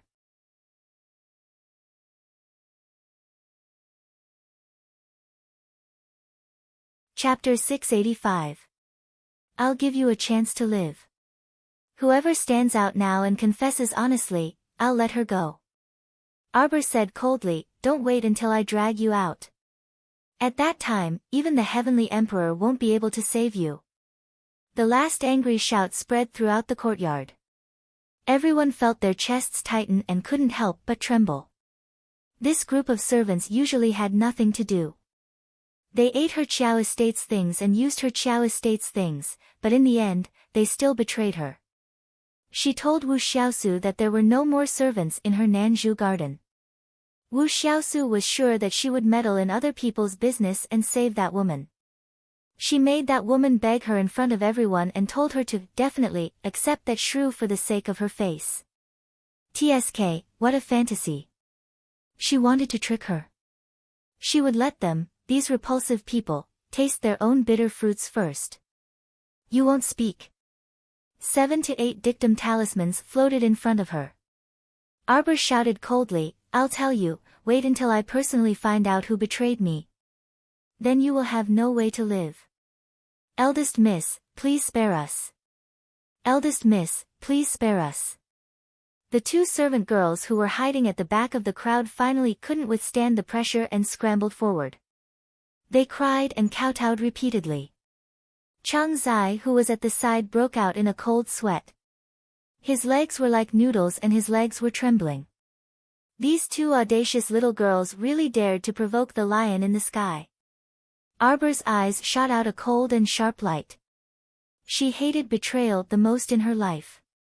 Although these 2 servant girls' betrayal didn't cause her any real loss, this didn't mean that she would easily forgive them.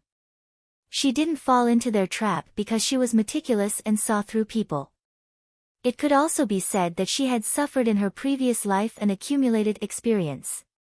It wasn't because they were merciful. Originally, there was no grudge between them. However, for a small profit, Shaochen threw away his bottom line as a person. Don't talk so much in the future. Let them eat it. Arbor threw out 2 pills, and the 2 black-clothed youths immediately understood. They took the pills and stepped forward, grabbed the 2 frightened and trembling servant girls, and forced them to swallow the pills. The 2 of them became mutes on the spot, unable to speak. 2 pairs of frightened eyes, with a trace of resentment, stared at Arbor. You're not convinced? Then I've changed my mind. Arbor looked coldly at the 2 girls who were glaring at him with hatred. Kill them. The 2 maidservants' pupils suddenly shrank. They opened their mouths but found that they couldn't make a sound. In the next second, 2 cold lights flashed past their necks, and a red liquid sprayed out. Everyone felt as if their hearts were being gripped tightly by something, and they didn't even dare to breathe loudly. In the future, if anyone dares to reveal any of the trivial matters of my Nanzhu garden to unrelated people, they will be punished. That's the outcome. If you can't control your mouth, then don't ask for another mouth in the future. Chunying. Chunying knelt on the ground with a plop, and said with fear and trepidation, Eldest Mississippi. This servant will scrupulously abide by her duties and won't dare to blabber nonsense. Arbor shook his head, looked at her, and said, "From now on, I'll give you the right to manage the household. Xiaoyun, you'll replace Chunying and serve my mother. The 8 of you, starting from this month, your monthly allowance will be doubled." Arbor's words stunned the 8 maidservants who had arrived first. "As for the rest of you." Arbor looked coldly at the servants who had arrived late. "Putting on airs to the heavens, putting on airs even more than your masters. My Qiao estate can't afford to support you. Sell them all."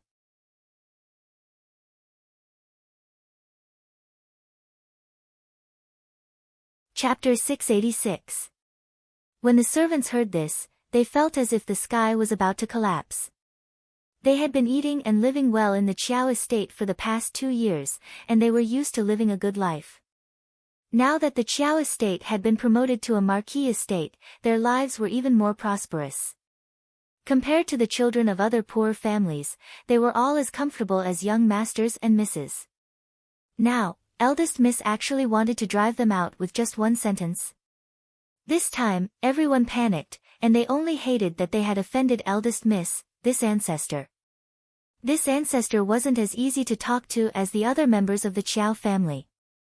She would poison them to mute them, kill them to kill them. Her swift and decisive methods were completely unlike the other people in the Qiao estate who were soft and docile. The servants all cried and begged for mercy. But how could Arbor care about them?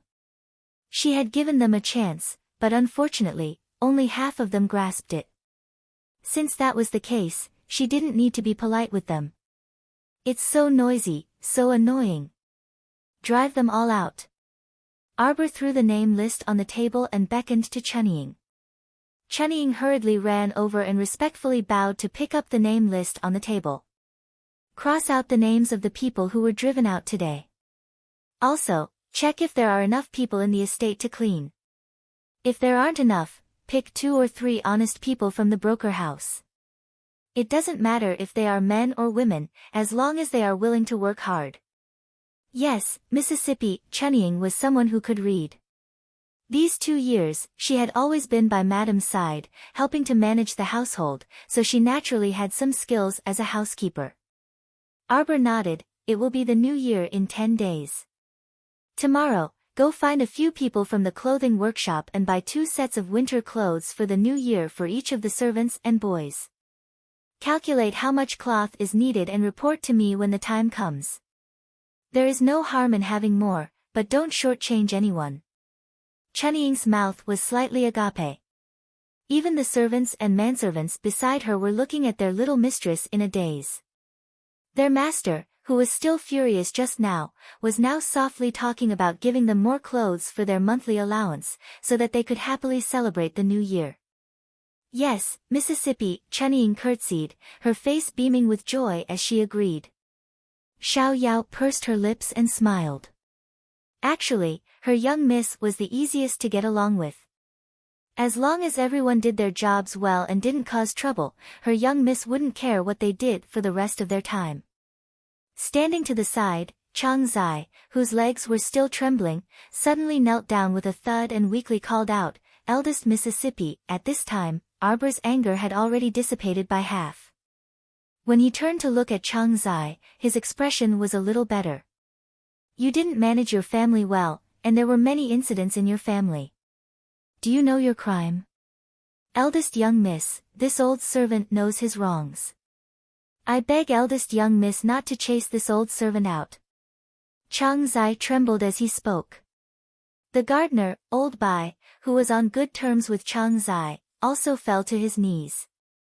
He kowtowed and stammered, "Young miss, I can't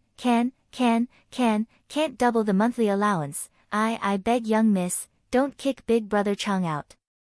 They were all ordinary people, and Chang Zai was already over 50 years old.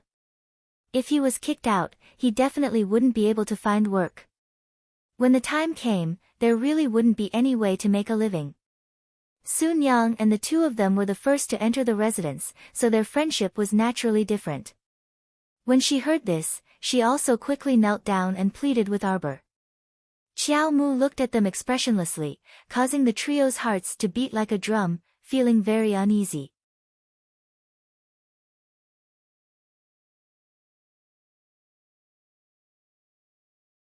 Chapter 687.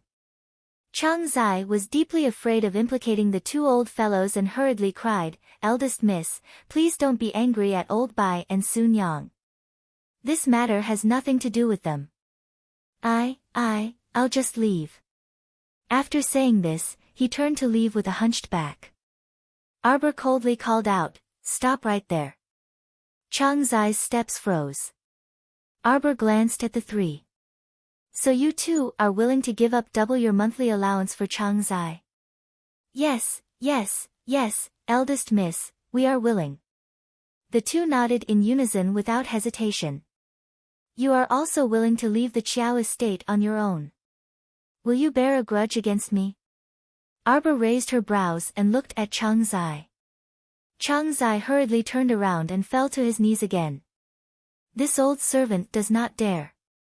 All these years, this old servant has received the Qiao estate's grace and has been taken care of by master and madam. Even if I leave the estate, I do not dare to betray my masters. Rise." Arbor speechlessly looked at the three of them. "When did I say that I wanted to drive you out of the estate?" Chang Zai, Old Bai, and Sun Yang were all startled and carefully thought back. That's right. When Miss had been angry just now, she had not said a single word about driving Chang Zai out. At most, she had ignored Steward Chang. "I removed you from your position as the steward only because I felt that you weren't too suited for the position of steward."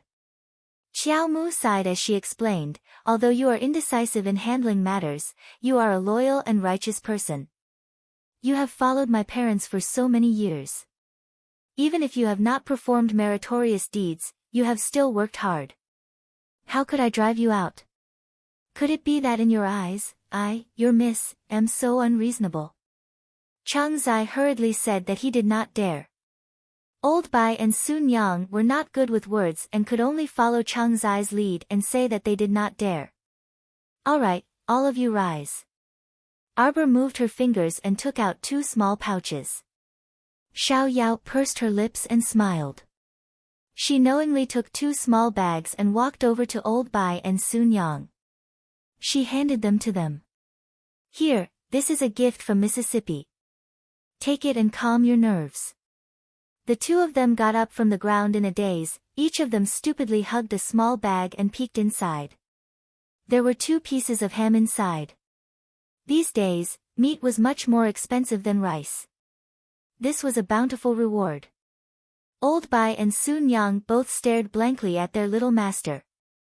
"Chang Zai, you have 2 very good friends." At this time, Chang Zai already knew that the young miss would not chase him out of the house, and his nerves were no longer as tense. Hearing this, he smiled from the bottom of his heart and nodded repeatedly.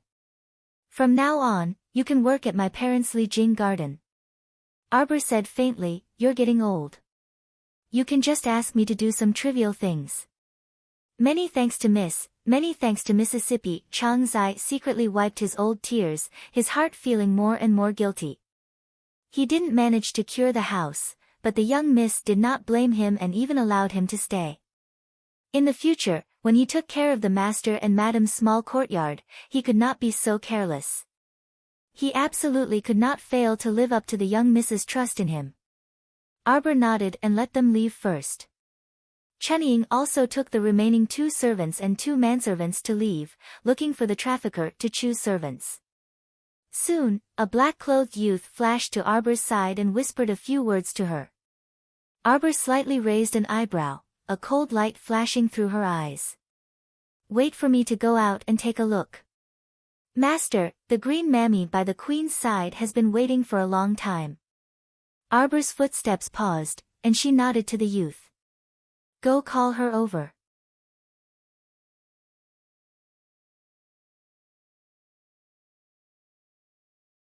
Chapter 688. Arbor waved his hand to dismiss the other hidden guards before leading a hidden guard named Lightning to the door. Lightning and Huifeng, who served the crown prince, both came from the hidden guard camp, which was a bit different from the nature of the hidden night pavilion's work. Arbor finally understood everything now. Those with the word hidden in their names, such as Hidden Flower and Hidden Current, were all members of the hidden pavilion and specialized in assassinations. However, when those idiots were idle, they liked to visit the night pavilion to cause trouble. As for those with the word "ye" in their names, such as Charming Night and Midnight Supper, they were all members of the night pavilion. Their main job was to travel to various large cities and towns to gather intelligence. Sometimes, they might even have to travel to faraway countries to gather all kinds of intelligence. The hidden guards from the hidden guard camp were usually the crown prince's bodyguards. Of course, when the hidden night pavilion was very busy, the hidden guards might have to lend a hand or something. The crown prince's hidden night pavilion's hidden guard camp had been established for who knew how many years. Its scale was already very large, so it was quite easy for Arbor to use it directly. Especially the hidden guard camp. It was said that the great king's father, the old Grand King, had directly passed it down to the crown prince when he was still alive. There were also some extraordinary people that Arbor had never seen before. Arbor had just arrived at the door with lightning when he saw the manservant hugging his younger brother and refusing to let go. The manservant was wailing loudly, as if he wanted to vent all of his grievances. The slave trader stood to the side and watched awkwardly. Apart from the manservant who seemed to be on steroids and refused to leave Qiao Sen's side no matter how hard he tried, the other maids and manservants all shrank behind the slave trader listlessly, not daring to resist at all. Arbor raised his hand and pointed. Lightning's figure flashed, and he reached out to pick up the wailing manservant. Arbor waved at his younger brother. "You're back, sister." Qiao Sen was baffled by his manservant's crying as soon as he returned from the academy. When he saw Arbor standing at the door, he hastily ran over and pulled on his sister's hand, asking, "Sister, what happened? Why is Adong crying like this?" Arbor didn't hide it from him. He told his brother everything and then asked, "Do you want to keep this kind of servant who bullies his master?" The manservant hurriedly crawled to kneel in front of Qiao Sen and cried out, young master, you can't abandon this servant." Qiao Sen's little face flushed red. He went up and kicked the manservant. "How dare you be so disrespectful to my sister? He deserved to be sold. This young master doesn't have a wicked servant like you. Leave immediately. Let me tell you, even Big Brother Crown Prince has to listen to my sister. Of course. I am no exception. Even this young master had been ruthlessly beaten by my elder sister, let alone a manservant like you. You really have no discernment. You actually foolishly went against the wind and committed a crime. You're the biggest joke in the world, trying to challenge my elder sister. How capable do you think you are?" Our dear Qiao Sen was someone who knew when to yield and when not to yield. He had long discovered that his elder sister was the one in charge of the entire family. Even someone as powerful as his big brother had to listen to his elder sister. What kind of thing does a manservant like you think you are? How dare you climb all over his elder sister? You deserve to be scolded. Our dear Qiao Sen hurriedly drew a clear line between himself and the manservant, indicating that he wasn't on the same side as him. He pulled his sister towards the door.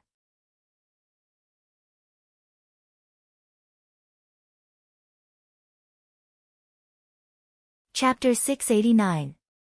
This child had been raised by the old madam's side since he was young and had been spoiled to the point of being out of control.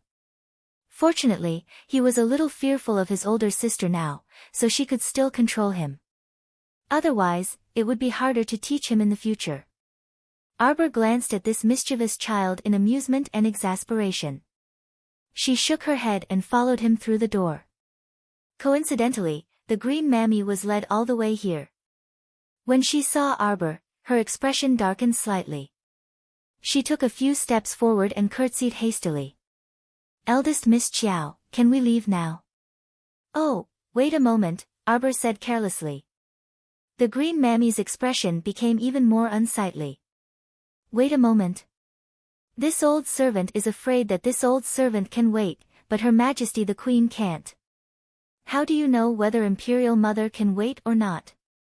Mo Lien's voice drifted in from the door. The green mammy was slightly alarmed. She quickly turned around and led the two junior palace maids to perform a standard curtsy to the crown prince. "Greetings, your highness." Arbor pattered to the crown prince and tugged at his sleeve. "Take me to the place where Wu Xiaosu is imprisoned." The crown prince nodded and turned to look at the green mammy and the others. "Go and reply to Imperial Mother first. Just tell her that we will come over in an hour." The green mammy's eyes narrowed slightly, and she hastily said, "Your highness, but..." The crown prince's cold gaze shot over and landed on the green mammy. "You don't understand." The green mammy was so frightened that cold sweat dripped down. She hastily knelt on the ground with a thud and pressed her head firmly as she repeatedly said, "Yes, yes, this old servant understands." The crown prince held Arbor's small hand and walked out. Before they left, Arbor glanced at the kneeling green mammy, who was secretly peeking at her from the corner of her eye. Her lips curled in a cold smile. Wu Xiaosu had been imprisoned in the Supreme Court's prison for nearly 4 hours. The two people's carriage went straight to that place. When they arrived at the Supreme Court, the Shaoqing had already received the news and came out to welcome them. He led the two people to the prison. The cell door opened, and a long flight of stairs appeared under everyone's feet. Arbor glanced at the crown prince and tugged at his sleeve. The crown prince looked at her in amusement and whispered, "You're going down alone?" Arbor nodded. The crown prince looked at her helplessly. "What, are you still whispering to each other?" As he spoke, he turned to the vice-chancellor of the Supreme Court and said, "Let's stay here. Let the jailer open the door for the crown princess." "Yes, yes." Shaoqing nodded repeatedly and pointed to a jailer to take Arbor away. Just as Arbor was about to leave, he turned around, raised a small hand, and suddenly pinched the crown prince's face. He muttered, "I don't like it when she looks at you and acts pitiful." Thinking of Wu Xiaosu's little white flower appearance, crying endlessly in front of the crown prince, Arbor felt unhappy in his heart. After he finished speaking, he left the petrified crown prince, Shaoqing, and the others behind and followed the jailer. Huifeng. What should he do when he suddenly discovered that his master was being teased? The vice-chancellor of the Supreme Court was nearly 40 years old and usually felt that he was quite up to date with the times. At this moment, he snapped out of his petrification and snuck a glance at the crown prince. When he saw the latter's smile and joyful expression, he instantly felt that his mentality had been through a lot. Young people nowadays really knew how to flirt with their partners. "Your highness, how about we go up first? This humble subject will order someone to serve tea." He didn't know how long the crown princess was going to chat with Miss Wu, but he couldn't let the crown prince keep standing at the top of the stairs.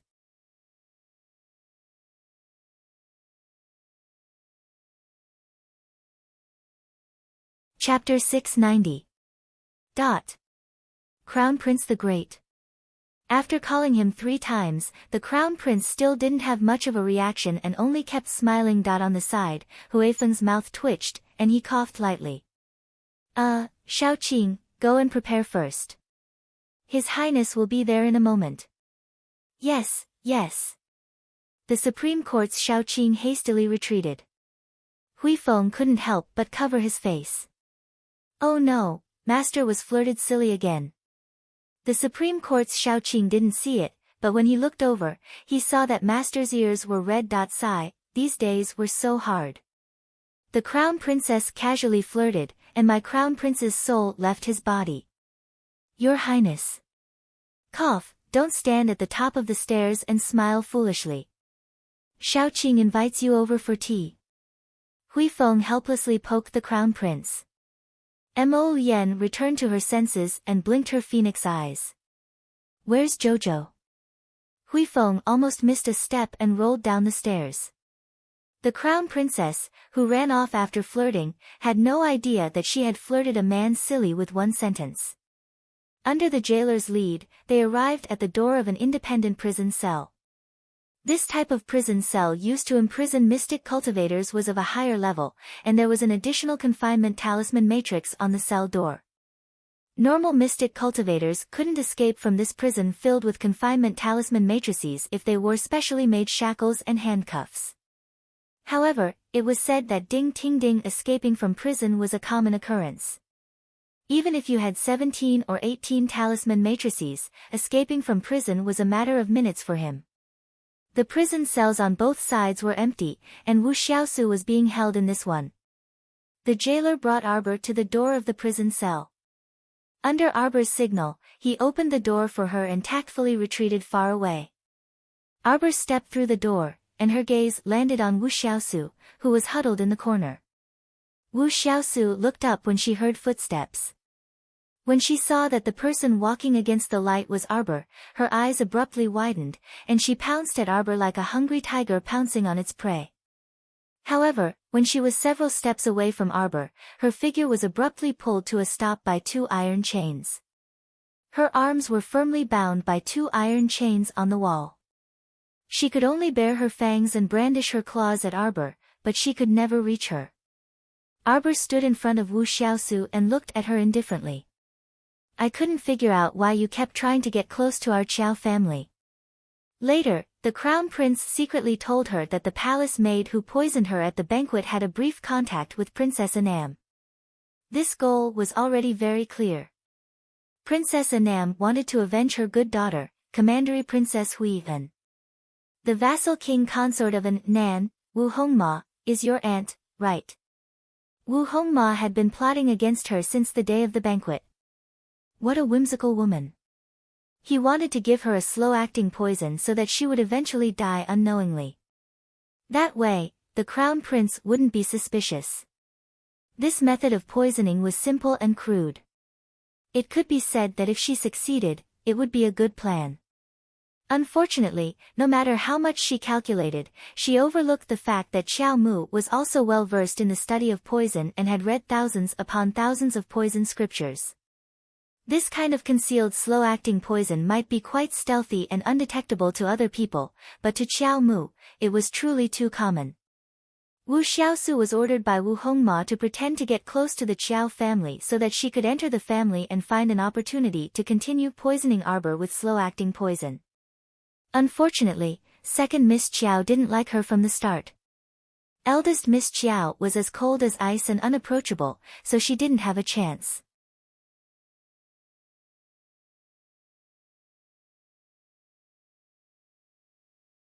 Chapter 691. As a result, she found someone to put on a show to trick Arbor. If the trick succeeded, Arbor would take pity on that shrew and bring her back. Naturally, she would have a chance to hibernate by Arbor's side and slowly continue to spread the poison. However, it was a pity that this Wu Xiaosu was young and impatient in the end. She was too impatient to handle matters properly, so Qiao Mu easily saw through her. Arbor flipped his hand and a small golden cicada appeared in front of Wu Xiaosu's eyes. When she saw the golden cicada, panic flitted across her eyes. Her entire body shook as she howled, "Arbor, what are you doing? I want to see Her Majesty the Queen. I want to see the Empress Dowager. I've been wrongly accused. Your so-called witnesses and evidence are just rumors and rumors. I didn't engrave the Wu family's seal on the inside of the rice bag." This was a blatant attempt to frame him. Arbor slightly curled his lips and didn't answer. Instead, he moved his finger and a body immobilization talisman floated out. "You!" Wu Xiaosu's entire body was cold. She opened her mouth in shock, but suddenly felt that her entire body couldn't move. With a slight flick of Arbor's finger, that small golden cicada flew into Wu Xiaosu's mouth and slid down her throat. Wu Xiaosu's eyes were filled with horror. If her entire body wasn't frozen, she would have already collapsed to the ground, trembling. Arbor's lips curled into a cold smile. Didn't Wu Xiaosu have that stupid woman on the street follow her home and wait for an opportunity to get close to her bedroom? She wanted to stuff this poisonous golden cicada under her bed and let it emit poisonous gas over time. TSK, why go through so much trouble? Just directly feed it to Wu Xiaosu and let it play its role in Wu Xiaosu's stomach. After Arbor finished dealing with Wu Xiaosu, he left her frozen like this. He didn't even help her resolve her predicament and leisurely left. When the two entered the palace hand in hand to see the queen, eldest Madame Wu's eyes were swollen from crying. Princess Anam even held back a bellyful of anger and drank tea for 4 hours. Without waiting for Princess Anam to make a fuss, the crown prince ordered people to bring the witnesses and material evidence to the queen and state the facts. Seeing the queen's silence, senior Madame Wu became anxious. Xiaosu is still a virgin and is the princess consort's niece. Wouldn't it be a disgrace to the Wang clan if they were imprisoned like this? Besides, she was just a child and had accidentally offended the crown princess. The crown princess hasn't suffered any losses yet, so why can't she just take a step back? A country has its laws, and a family has its rules. Are you looking down on the law? The crown prince said indifferently, 3 months in prison is already a light punishment. Could it be that eldest Madame Wu wants your daughter to be beheaded for the crime of disrespect? I hope that after Miss Wu is released from prison this time, the Wu family will properly control her words and actions. Don't make any more mistakes, otherwise, we won't let her off easily. The next day, the queen still wanted to persuade her son to let Miss Wu go. After all, girls were prideful. Wouldn't it make people laugh to death if she came out of prison after 3 months? In the end, she received news that her son had left the capital early in the morning with his wife for Beilan. It was already the new year, yet they were still going out. Queen Zhao was so angry that she cursed her for raising a fake son. At this time, the young couple was already in the suburbs and had ridden on the same horse for some distance. From afar, they saw a small team of 7 to 8 people running toward the city gate in a fluster. Behind them was a large group of zombies that were running crookedly. There were at least 30 to 40 zombies. Although their running speed wasn't slow, they were all missing arms and legs, and their postures were twisted.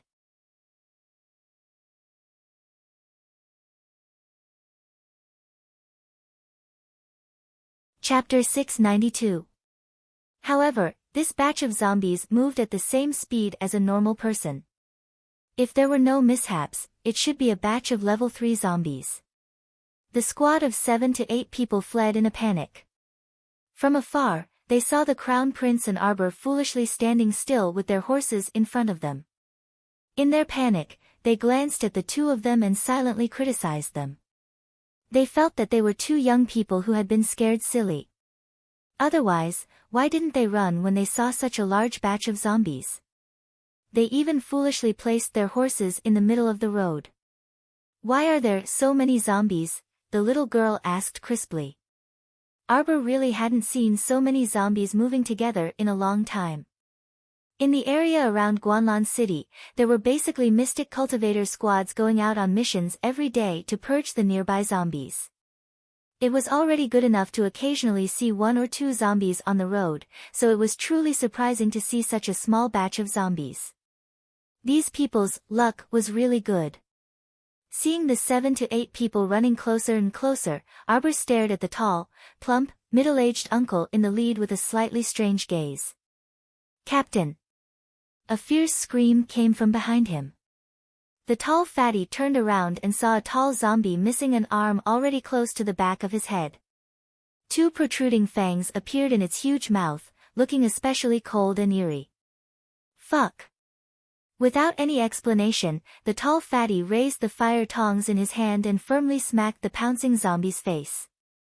The zombie's eyeball immediately flew out of its left eye socket. "Hurry and run, little girl." A chubby auntie beside the tall fatty was also doing her best to run. The moment she opened her mouth, she spat at Arbor and Mo Yen, gesturing for them to quickly turn around and run into the city. Although the chubby auntie was wide and fat, she was very agile and abnormally fast. She was a speed-type superpower user.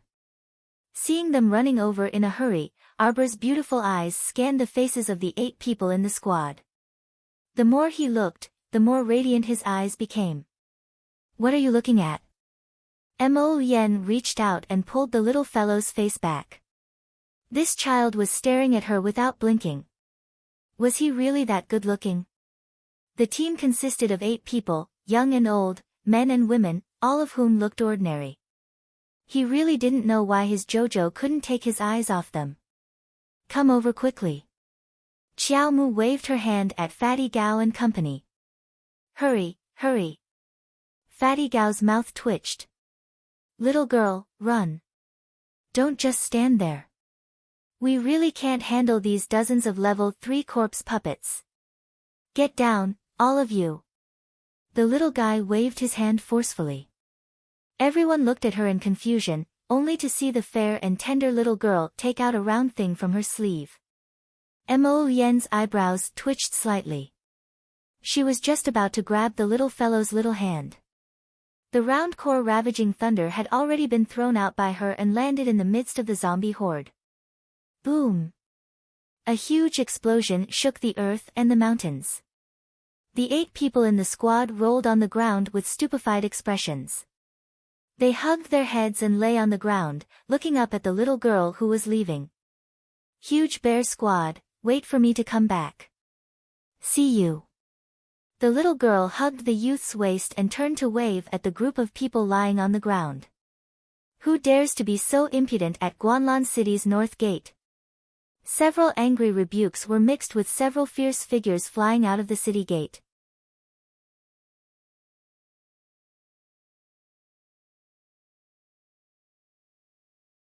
Chapter 693.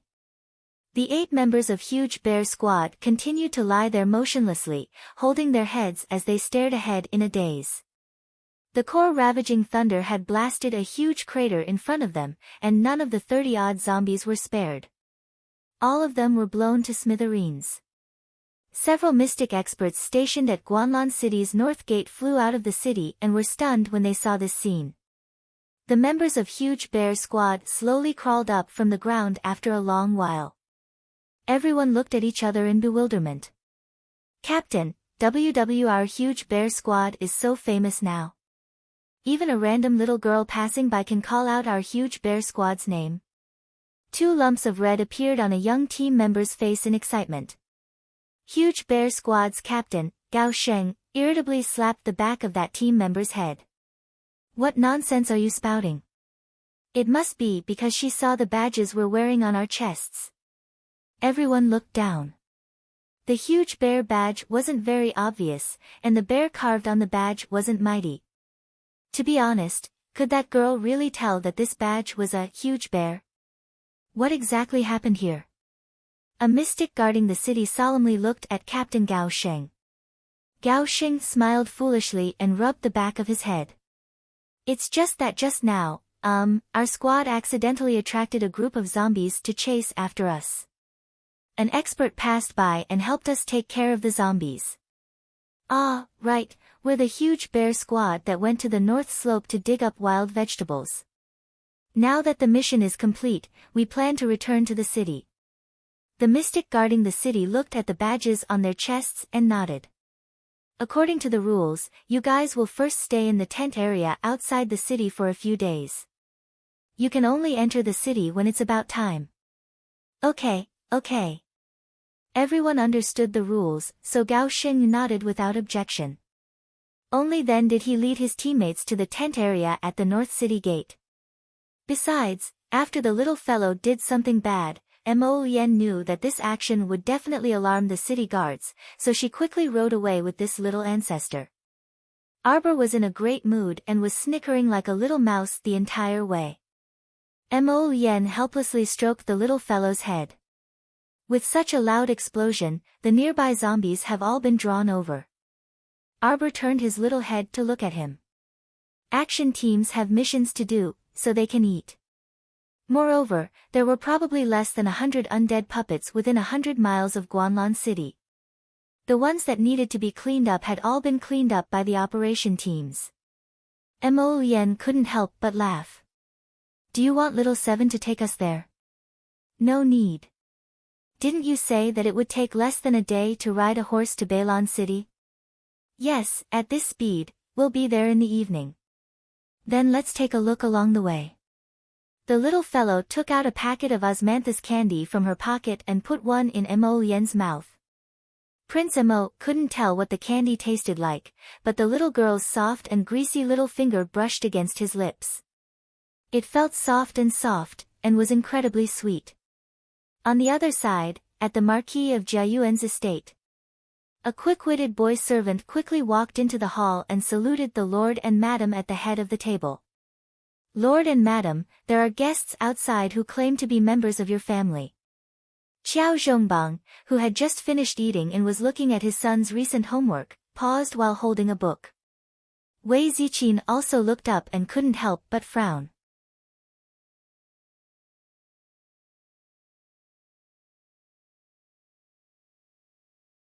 Chapter 694.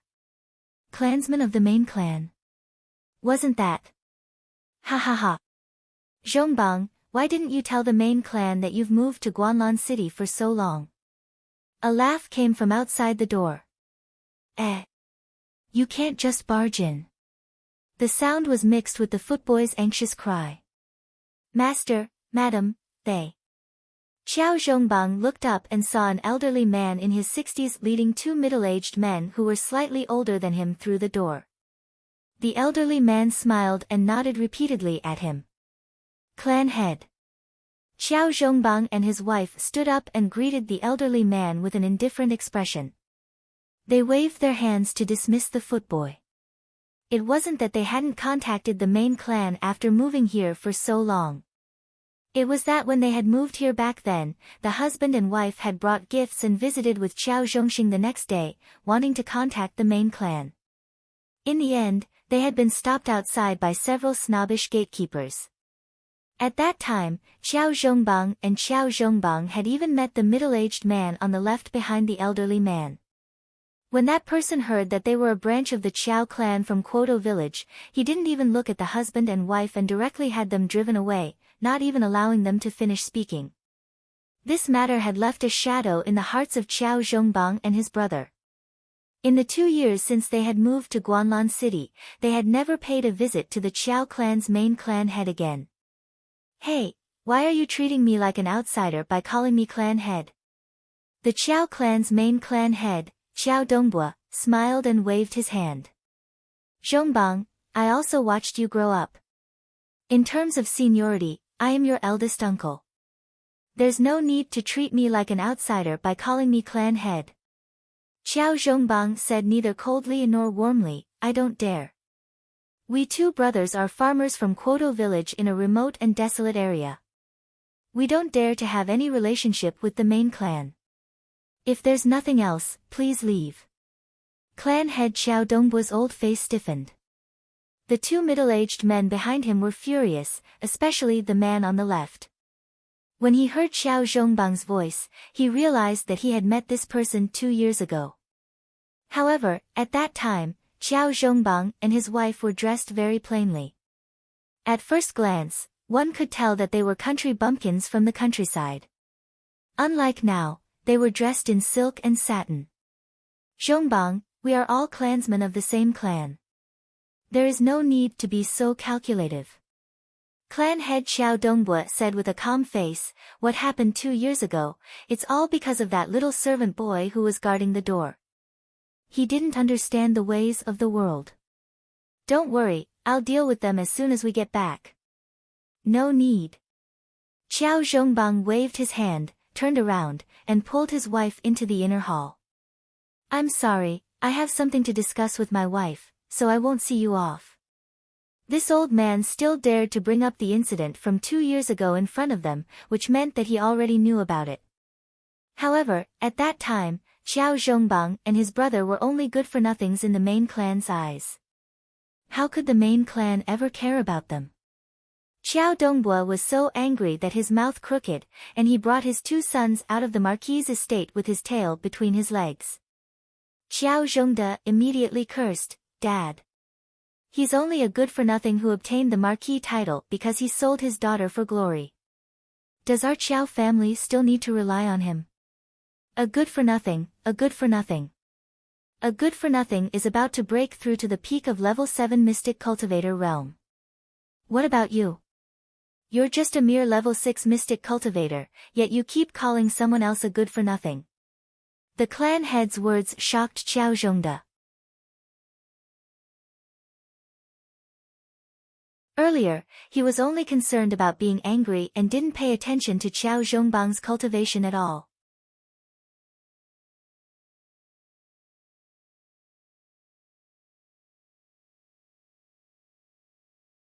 Chapter 695.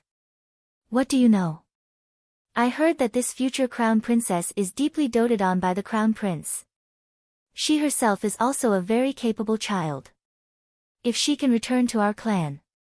Reputation, status, resources, wouldn't they have everything they could wish for?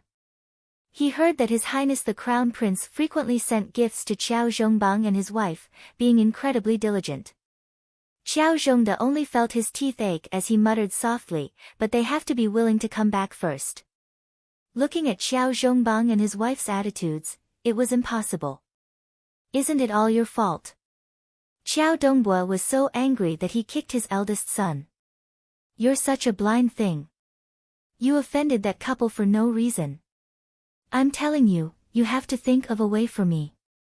No matter how you beg, you have to invite that couple back to the main family.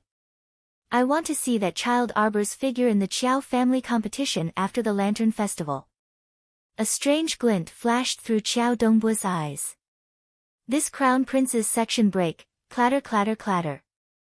The little white horse galloped happily, galloping up the slope with the young couple on its back. When it was close to noon, the young couple had already galloped the entire way. With the crown prince carrying her in his arms, Arbor's hair and clothes were clean, neat, and elegant, without the slightest speck of dust. Moreover, she was jolting on the horse, already wanting to sleep. Not long after descending the slope, the two people stopped at the entrance of a small village. There should already be no one in this village. After all, the people nearby had either moved to Bailon fortifications or definitely moved to the nearby Mo kingdom capital. Who would stay in such a withered, small, and dilapidated village? Moreover, there were hidden dangers in terms of safety. Who could guarantee that zombies wouldn't suddenly break through the window in the middle of the night? Pass through this village. Mo Yen lowered her head to look at the sleepy little fellow who was nodding incessantly, and she couldn't help but find it funny. Arbor reluctantly glanced at this village. From here, the village was very dilapidated, with broken walls and dilapidated walls, and there weren't many intact houses inside. Isn't it closer if we go from here? It should be, Mo Yen nodded, but this village looks a little spooky, don't be afraid. How am I scared? Arbor snorted and looked down at the little white snake that poked its little head out of his waist pocket. She had mentally prepared herself for half a day before she finally made up her mind to bring the little white snake along. There was no other reason. She had to work hard to get rid of the psychological shadow of the past. She couldn't just run away in fear when someone threw out a Xian beast snake when she was fighting with someone in the future. This was too fucking cowardly. He had to overcome it. In addition, the little white snake kept looking at her with a pitiful gaze that said, "Please don't give up." Xiao Mu felt a little helpless. Along the way, the little white snake was very obedient. It curled up in her waist pocket and poked its little head out to look at the scenery. It didn't make a single sound. Arbor subconsciously reached out and stroked the little snake's round head. The little white snake immediately rubbed its head against her small hand excitedly. At this time, Prince Mo had already urged his horse into the village. As soon as the two entered the village, they thoroughly sensed the desolation of this place. Let alone people, it was impossible to even have a single bird in this kind of place. To put it bluntly, even a mouse would probably starve to death if it took root here. Arbor's large eyes darted back and forth, blinking nimbly. Suddenly, she heard a faint sound.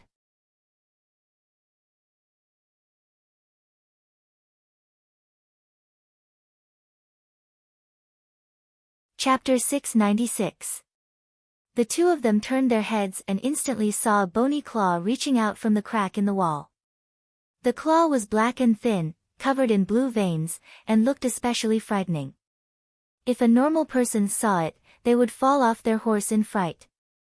But the young couple only looked at each other, then continued to watch the hands slowly reach out from the crack in the wall. Then came half a head covered in dust and dirt, and half a body so thin that it was all skin and bones. A pitiful man with a somewhat deformed head and a body as thin as a bean sprout crawled out from the corner of the earth. When his gaze met the young couple's, he was clearly stunned, and his entire body froze on the spot. There was actually someone here.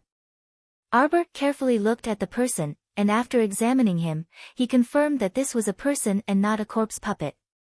Although he looked a little deformed, he was most likely skinny from hunger. His eyes were strong, and his limbs were agile, so he was clearly not a corpse puppet. Mo Yen reached out and grabbed, and the man who was so thin that he was almost out of shape was brought up in front of him. Who are you? Why are you hiding there so sneakily? That person called out, ba ba ba ba, twice, and his face revealed a slightly frightened expression. He repeatedly kowtowed to the two of them and begged for mercy. He was actually a mute. A mute hiding in this shabby village and still being able to live for so long. It was really unknown how he spent his days to become so thin. Mo Yen flipped off his horse and walked over to the crack in the wall that the mute had crawled out from to look. There seemed to be a cellar down there, and the mute probably slept in that cellar every day. I'll go down and take a look, Jojo. Mo Yen pointed down. Arbor nodded, and retracted his gaze to look suspiciously at the mute. Are you really a mute? The mute made two short, sounds, and his voice was also very hoarse. Arbor flipped his finger, and suddenly threw a body-securing talisman at him. Suddenly, the mute nimbly dodged to the side, and fiercely dodged the talisman. He flipped his hand and threw a handful of dust at Arbor. Arbor's lips curled into a sinister smile. With a light swipe of his fingertips, several streams of water rushed out, directly washing away all the dust that Mute had scattered over. Mute was clearly taken aback, and his huge pupils contracted slightly. Water spirit? Impossible.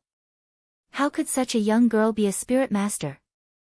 That deformed Mute suddenly opened his mouth, and a snake's forked tongue abruptly darted out of his mouth. It wriggled and darted straight for Qiao Mu's small face. Arbor didn't expect the mute in front of him to do such a disgusting thing. The snake's tongue was thick and fat, red with a tinge of black.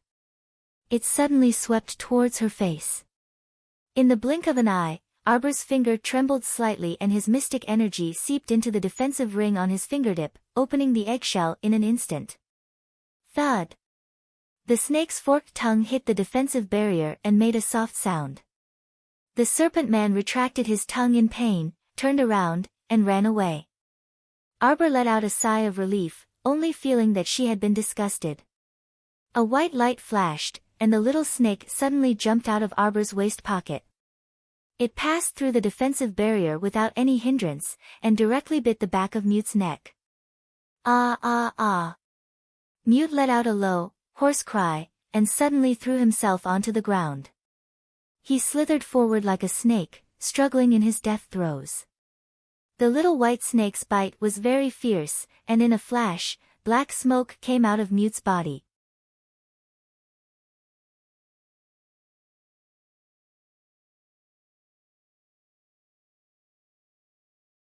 Chapter 697. Mute's body was like a sieve.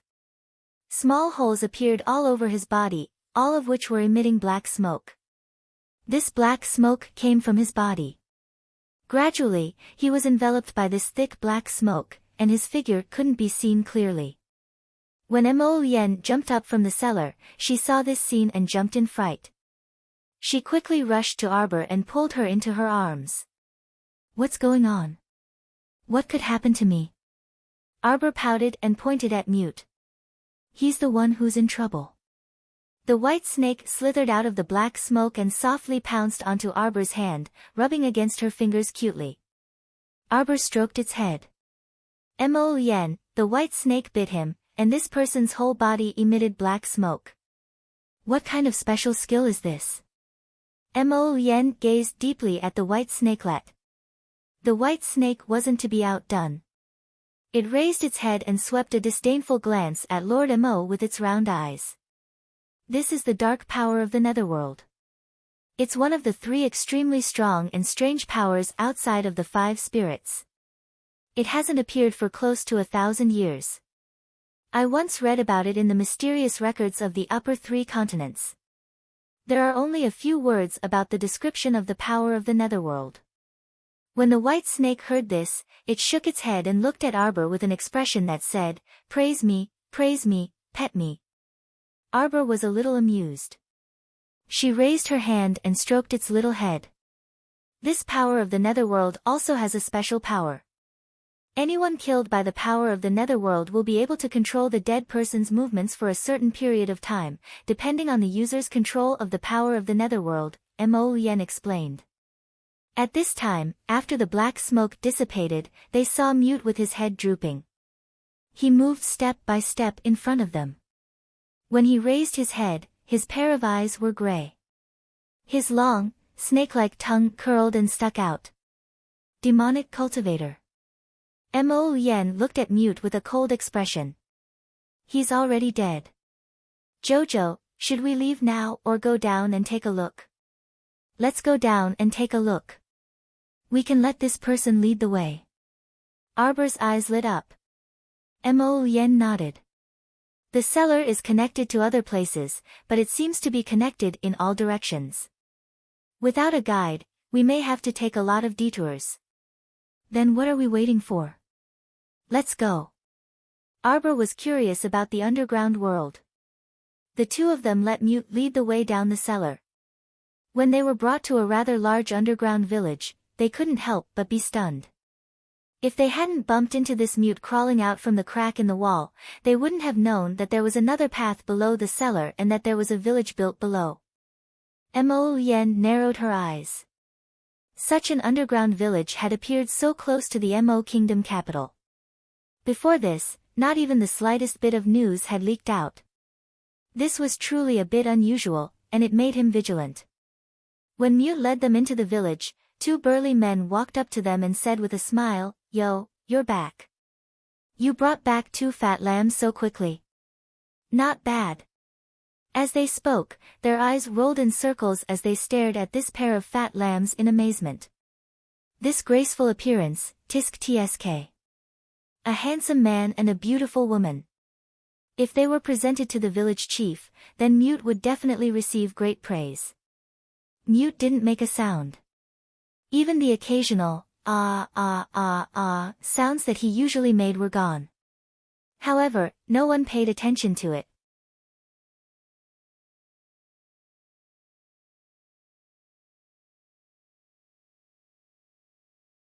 Chapter 698.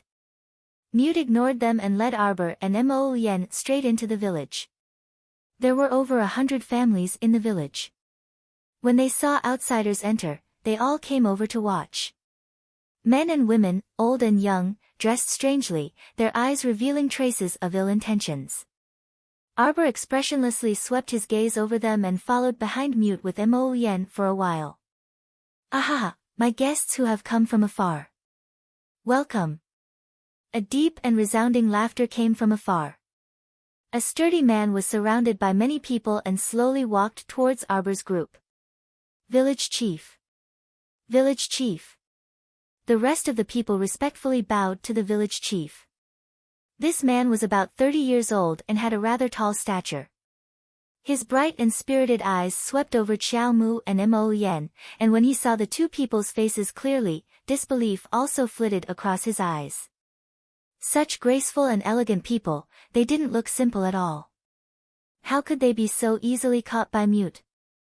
Mute, these 2 people, where did you find them? Mute was silent and didn't make a sound. He only lowered his head and didn't say anything. Why aren't you saying anything? The man looked suspiciously at Mute who had lowered his head.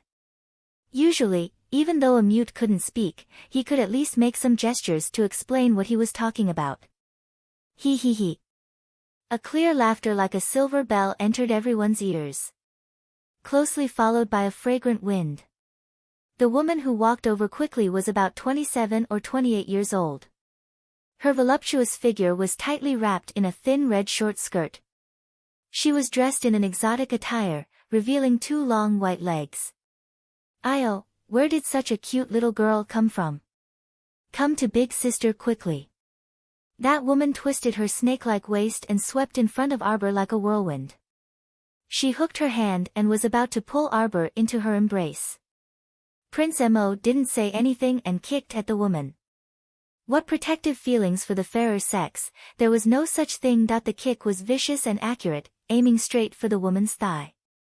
Xiaomu had originally thought that the woman's leg would definitely break with a crack, but who would have expected that the woman's leg would be as soft as a noodle, as if it had been stripped of its bones, and it actually evaded Crown Prince Mo's kick. "Stinky man. Go away." The woman's expression changed as she took 2 steps back. She hurriedly took out a handkerchief from her bosom and wiped it. Her thigh was not touched at all. Arbor. This was the first time she saw a woman who hated the Crown Prince so much. The Crown Prince's expression was also very ugly. He pulled his baby into his arms with one hand and raised his other hand to gently pat her back to comfort her. The big man looked at Mo Yen and Arbor with even more confusion. Just as he was about to speak, he saw a short man who quickly jumped over and landed in front of them. "Rabbit 3, what's the matter?" The short man called Rabbit 3 grinned and said, "Village Chief, Mother Zhen and the others are back. They said that they're going to have a barbecue feast tonight. Let everyone in the village get ready." "Okay." Everyone cheered in unison, as if that barbecue feast was very interesting. Arbor's eyes flashed slightly and he secretly poked Little Snake with his finger. The little snake gave Mute an order, and Mute lowered his head, bringing the 2 of them back to his house. The village chief and the others were busy preparing for that barbecue feast and didn't make things difficult for them.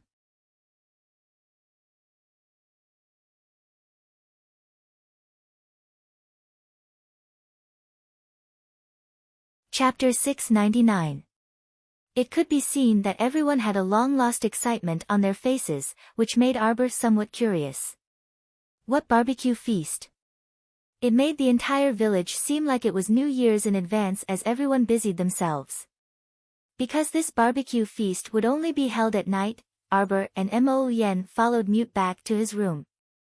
Upon returning to his room, Mute collapsed limply onto the ground, motionless. Little Snake's nether energy can only be controlled for so long.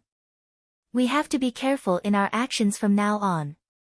Mo Yen grasped Arbor's small hand and said, "This village is very strange. I took a look.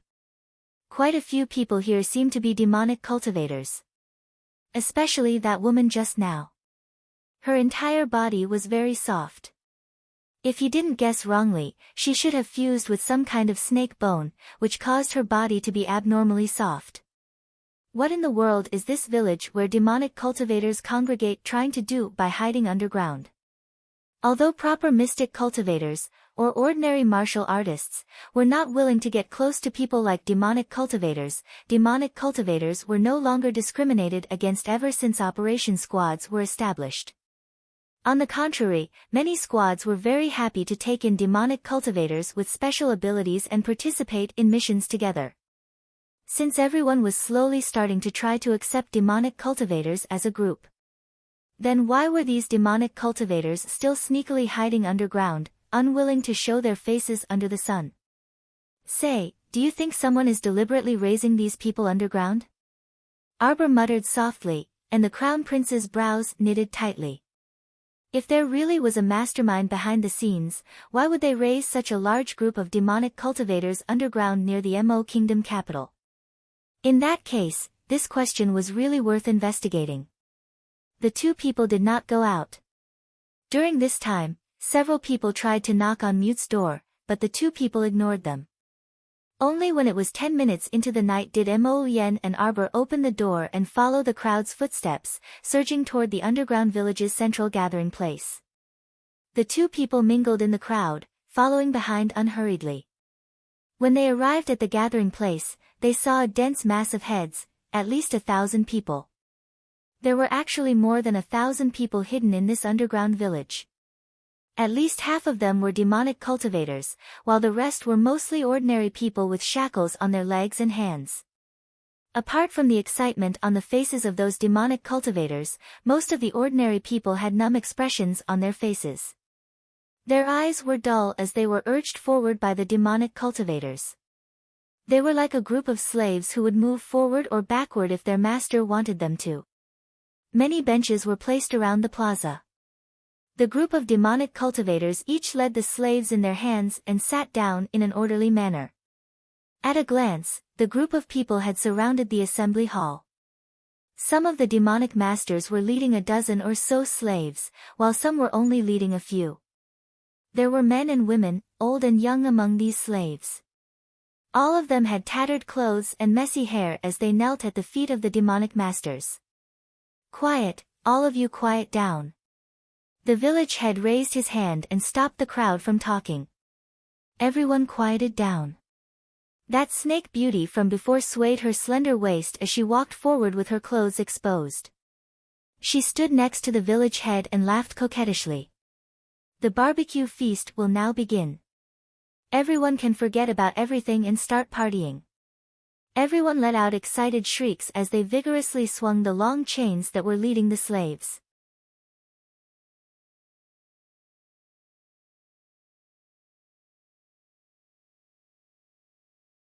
Chapter 700. The sound of rolling wheels rolling on the ground came in their direction. Arbor and Mo Yen raised their eyes, only to see 3 enormous grills being pushed out. The so-called barbecue was 3 people skewered on the grills. 2 ordinary people with numb expressions stood on both sides of the grills, continuously flipping the skewered people on the grills. Arbor almost vomited when she saw it, her little head suddenly burying into the crown prince's embrace. Although the crown prince was also very nauseous, nothing could be seen on his face. His gaze was cold as he looked at this group of demons who were laughing maniacally. The 3 people were already beyond recognition. Blood dripped from their bodies, and the roasted fat sizzled. It was obvious that they had been barbecued for a long time and were already thoroughly dead. "Big brother, second brother, third brother." A mournful cry came from the foot of a demonic master in the front row. A slave led by that demonic master suddenly rushed forward, roaring angrily as he wanted to pounce on the 3 grills. A female demonic cultivator who was holding the chain suddenly pulled on the metal chain with a chuckle. After a series of clangs, the bald little fatty who had been calling for his brother was pulled to the ground with a bang. He smashed the ground with both his hands in anger and despair as he cried bitterly. "Ahahaha!" The female demonic master laughed enchantingly. She got up and tugged on the iron chain in her hand, dragging the bald brat to her side. Sharp spikes abruptly shot out from her 5 fingers, and she grabbed a piece of flesh from the brat's arm with a whoosh. "Brat, you should thank me for not handing you over for tonight's barbecue feast." "Ahahaha!" The female demonic master stepped on the bald brat's back, using all her strength to stomp on the big iron pot on his back. She giggled as she trembled. "What big brother, second brother, third brother? You are now my little slave. You only have a master." "Ahahaha!" Arbor poked her little head out from Mo Yen's embrace, her fists involuntarily clenched tightly. Mo Yen, who could sense the change in her mood, hurriedly reached out to pacify her, whispering in her ear, "Wait a moment." "Ah! Ah!" The iron pot brat let out a series of roars and cries of despair as he was stepped on by the female demonic body master. His 10 fingers continuously dug into the ground. "Tsk, how boring. You only know how to scream at the top of your lungs. Can't you do anything else? Jean Ji, you're really brutal." A few demonic cultivators by the side teased. "Village head. Let's have some entertainment." Right, right, right. The last time he dissected a living person, it was really nice. Ha ha ha.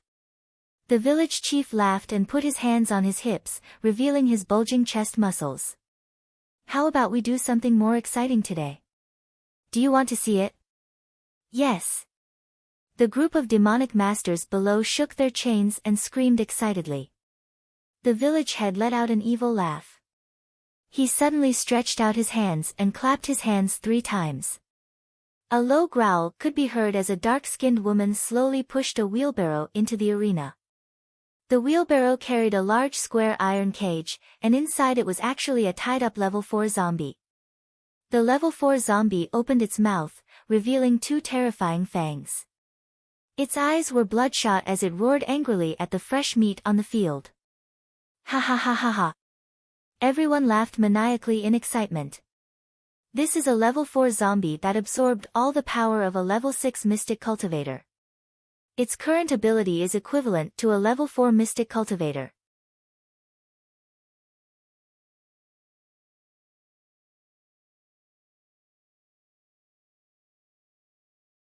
Chapter 701. The skinny dark woman tugged on the chain in her hand. After a series of rattling noises, the level 4 zombie in the cage threw itself against the iron cage, smashing against the pillar as it roared angrily. A group of demonic cultivators stood up with excitement in their eyes, raising their hands one after another as they shouted, "Me, me, me. Let me do it, let me do it. Why don't I see Mute? Where's the little sister that Mute brought back?" The snake beauty walked over from the center of the plaza, twisting her slender waist as her gaze slowly swept over everyone. When her gaze fell on Arbor, her eyes clearly brightened. But when she saw Mo Yen sitting beside Arbor, her brows involuntarily furrowed. She had a premonition that this man didn't look simple. "Where's your master?" The snake beauty twisted her enchanting slender waist as she approached Arbor and Mo Yen step by step. According to the rules of their village, whoever picked up someone would be that person's slave. Of course, if you wanted to present it to the village chief, that was also fine. If it was some good prey, presenting it to the village chief would make him happy, and perhaps even exchange it for better treatment. "Where's that Mute?" The snake beauty looked at the 2 of them suspiciously. She raised a slender finger, tilted her neck, and lightly tapped her fair chin. "There's no way that Mute would let the 2 of you come here alone. What's going on?" Arbor didn't pay attention to the snake beauty's thin screeching. Her gaze was fixed on the face of the skinny dark woman behind the wheelbarrow. A faint ripple appeared in the depths of her cold eyes. Although that woman had slimmed down quite a bit and tanned quite a bit, Xiaomu still recognized her with a glance. The skinny dark woman gestured for the 2 of them to come forward and drag the level 4 zombie out of the cage. That level 4 zombie shook its 2 arms with all its might, vainly trying to break free from its bindings.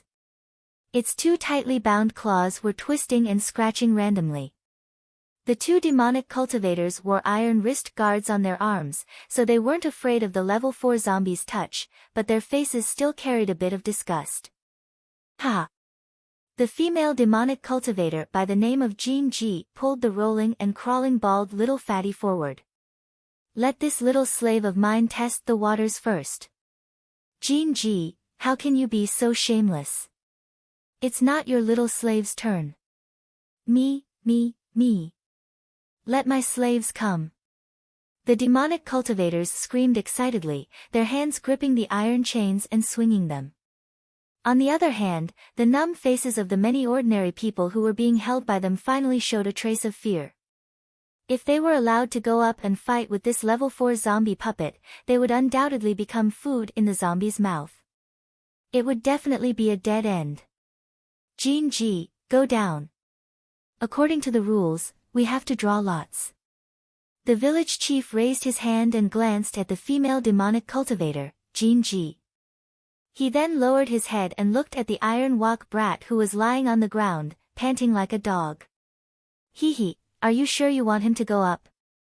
"That's right, village chief." Jean Ji raised her chin high. "I've helped Mother Zhen catch many lambs these past few days. Even if there's no merit, there's still hard work. Can't you agree to such a small request?" The skinny dark woman by the name of Mother Zhen didn't even bat an eyelid. She only pulled the iron chain in her hand. Anyone is fine.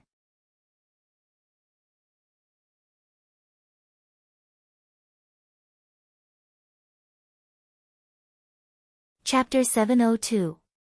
But if your slave is eaten by the corpse puppet within minutes, you will also be punished. Mother Jeanne says with a sneer. That's right. The crowd of demonic cultivators below churns and screams, we want to watch an exciting match.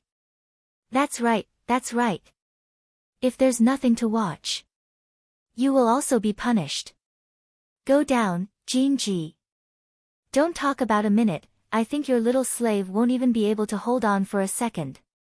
Facing such a strong level 4 corpse puppet, how can the bald little fatty be its opponent? Hearing that, Jean G is very angry. She heavily kicks the bald little fatty, you better buck up. Go up. If you dare to lose within a minute, I will skin you alive. The bald little fatty groans and slowly climbs up from the ground. He shakes the chains on his hands, and his eyes emit a crimson cold light as he stares fixedly at Jean G. That's right, it's this kind of warlike gaze. Jean G smiles enchantingly. She stretches out her hand and pats the little fatty's chubby face. She giggles and says, I think highly of you, little fatty Gidge. You can definitely do it. Bah! The bald little fatty spits at her. Everyone bursts into laughter. Jean G's face instantly turns green. Without thinking, she swings a slap towards the little fatty's face. Slap! The little fatty straightens his neck and gnashes his teeth as he stares fixedly at Jean G. Right now, the depths of his heart is filled with hatred. This group of filthy, perverted, and twisted bugs. They killed 3 of his brothers. He hated that he couldn't drink their blood and eat their flesh. He wanted to grind all of their bones and scatter their ashes. Let the little fatty go. Let the little fatty go. Ha ha ha. This group of neurotic demonic cultivators start to shout again. They excitedly clap their hands and vigorously cheer for the bald little fatty. Look, the little fatty is carrying a big iron pot on his back. He should be a chef, ha ha ha ha ha. Arbor's gaze falls on the bald little fatty. She has also met this little fatty once. It was that day when she made up her mind to leave Paradise Planet. As he descended from the snowy peak, he saw the little fatty Zhang Yu and a few of his brothers. At that time, the 4 of them wanted to go to the snow-capped peak to dig something. For a moment, she wanted to kill them, but then she let them go.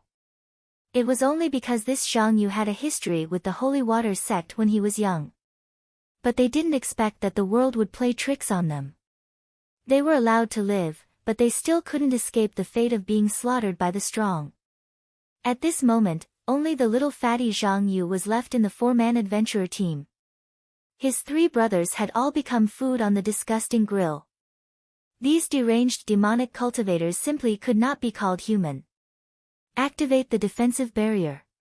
At the village chief's command, 4 level 6 mystic cultivators wielding defensive mystic weapons walked forward. At the same time, they injected a wisp of mystic energy into the defensive mystic weapons. Faint rays of light crisscrossed in all directions and propped up a defensive barrier in the center of the plaza. The village chief crossed his arms and looked at the little fatty in amusement. Old rules, if you can survive this game, then we'll let you leave this place. Oh, oh, oh. The demonic cultivators below all let out excited shrieks. This sideshow truly made people so excited that their blood was boiling.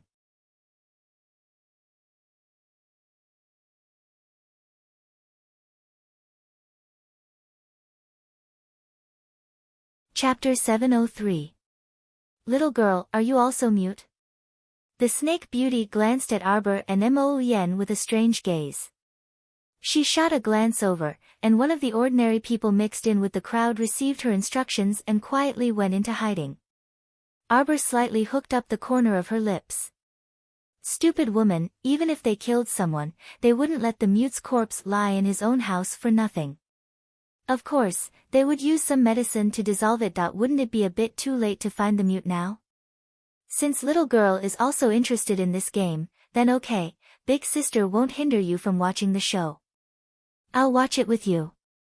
The snake beauty smiled enchantingly as she glanced at the middle-aged man sitting next to Qiao Mu, who was a stool away.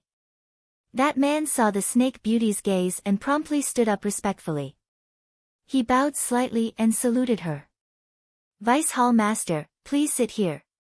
Vice Hall Master. Arbor and Mo Yen glanced at the snake beauty without batting an eyelid. This form of address was a bit interesting. It didn't seem like a form of address for a villager. Could it be that this snake beauty wasn't from the village, or was she someone above the village chief? The snake beauty giggled and twisted her slender waist to sit on the stool next to the middle-aged man.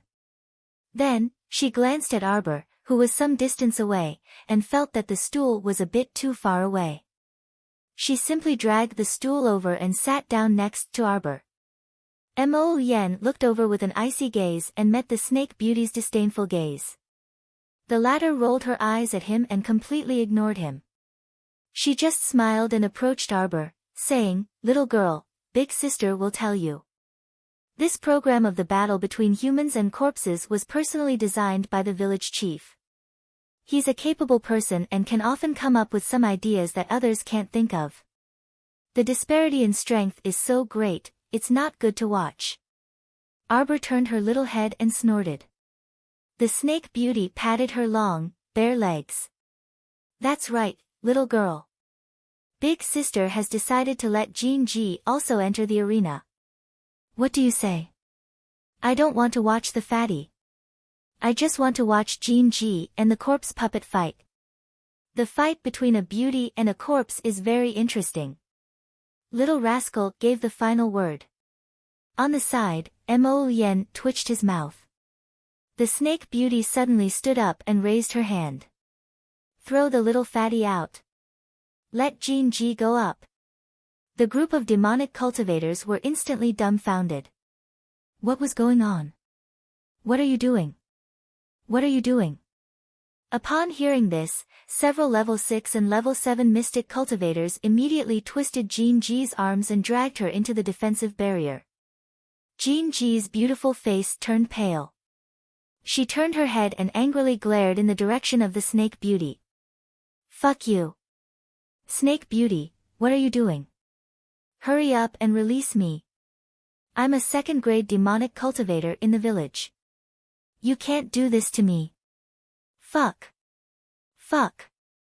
While they were talking, the bald fatty had already been dragged out of the defensive barrier and thrown out of the assembly. Mother Zhen also threw away the chains in her hands and walked out of the defensive barrier with the village chief, leaving behind the tied-up rank for zombie alone. It hopped around in circles in the center of the plaza and roared angrily. "Go in." Those mystic cultivators forcefully pushed Jin Ji, causing her to stagger and stumble into the defensive barrier. Ah! Ah! Fuck! When Jin Ji looked up, she saw a close-up and magnified zombie's stinky face. That disgusting appearance of crawling corpse worms covering its face made her vomit. Crack! The level 4 zombie opened its mouth and bit the air. Because its hands and feet were still tied up, it could only open its mouth and roar angrily as it charged at Jin Ji.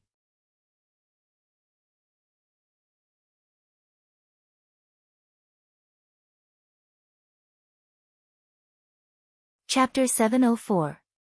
In the nick of time, sharp thorns extended from Jin Ji's 5 fingers and pierced into the level 4 zombie's throat with a whoosh. It was just that she was a little afraid of being infected by the corpse poison, so she pulled out the thorns from her fingers in less than a second and jumped back a few steps. She had fused with the poisonous mountain thorns, so when she attacked people, she could choose whether to use poisonous thorns or non-poisonous thorns. For example, when she had grabbed little fatty's flesh just now, she had used the non-poisonous thorns. But now, facing such a powerful level 4 zombie, in order to save her life, she had to use her best ultimate move. However, with her current ability, she could only use the poisonous thorns 3 times a day at most. There were 7 levels of demonic cultivators, from weak to strong. An average person who could cultivate to the level of a 3rd-grade demonic cultivator was already strong enough.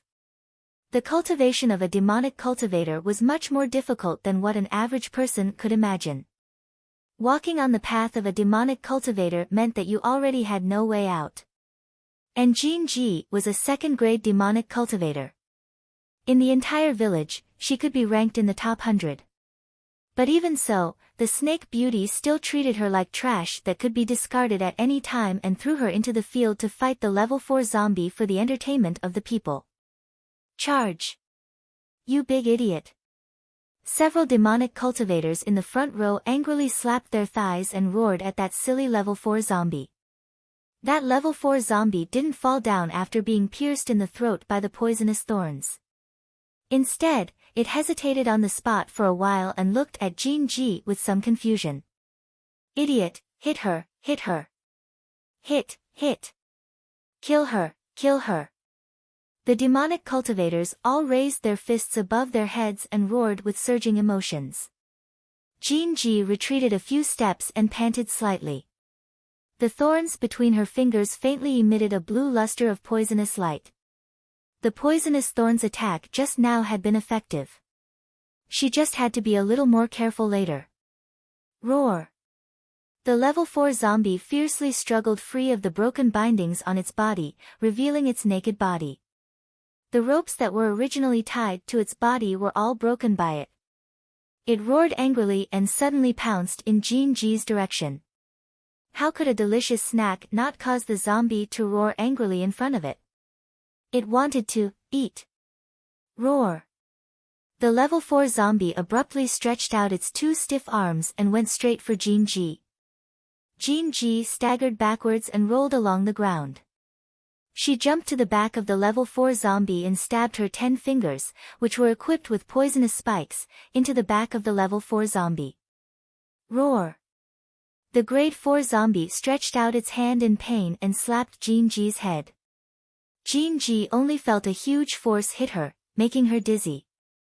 She spat out a mouthful of blood and fell heavily backwards. Good. Good.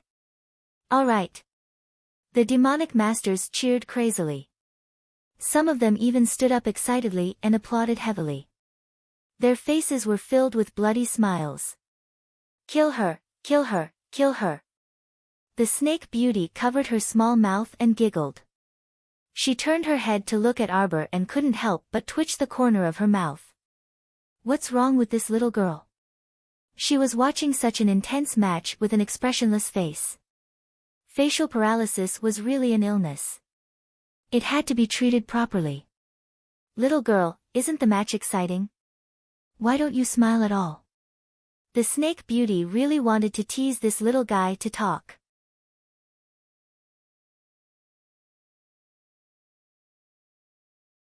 You're tuning in to the Blissful Bookshelf YouTube channel. We're so grateful for your support and don't forget to subscribe to join us on this incredible journey through captivating stories. Your generosity through donations truly makes a world of difference, as it's the primary source of revenue that allows me to expand and enhance this channel for you. Thank you from the bottom of my heart for being a part of this adventure.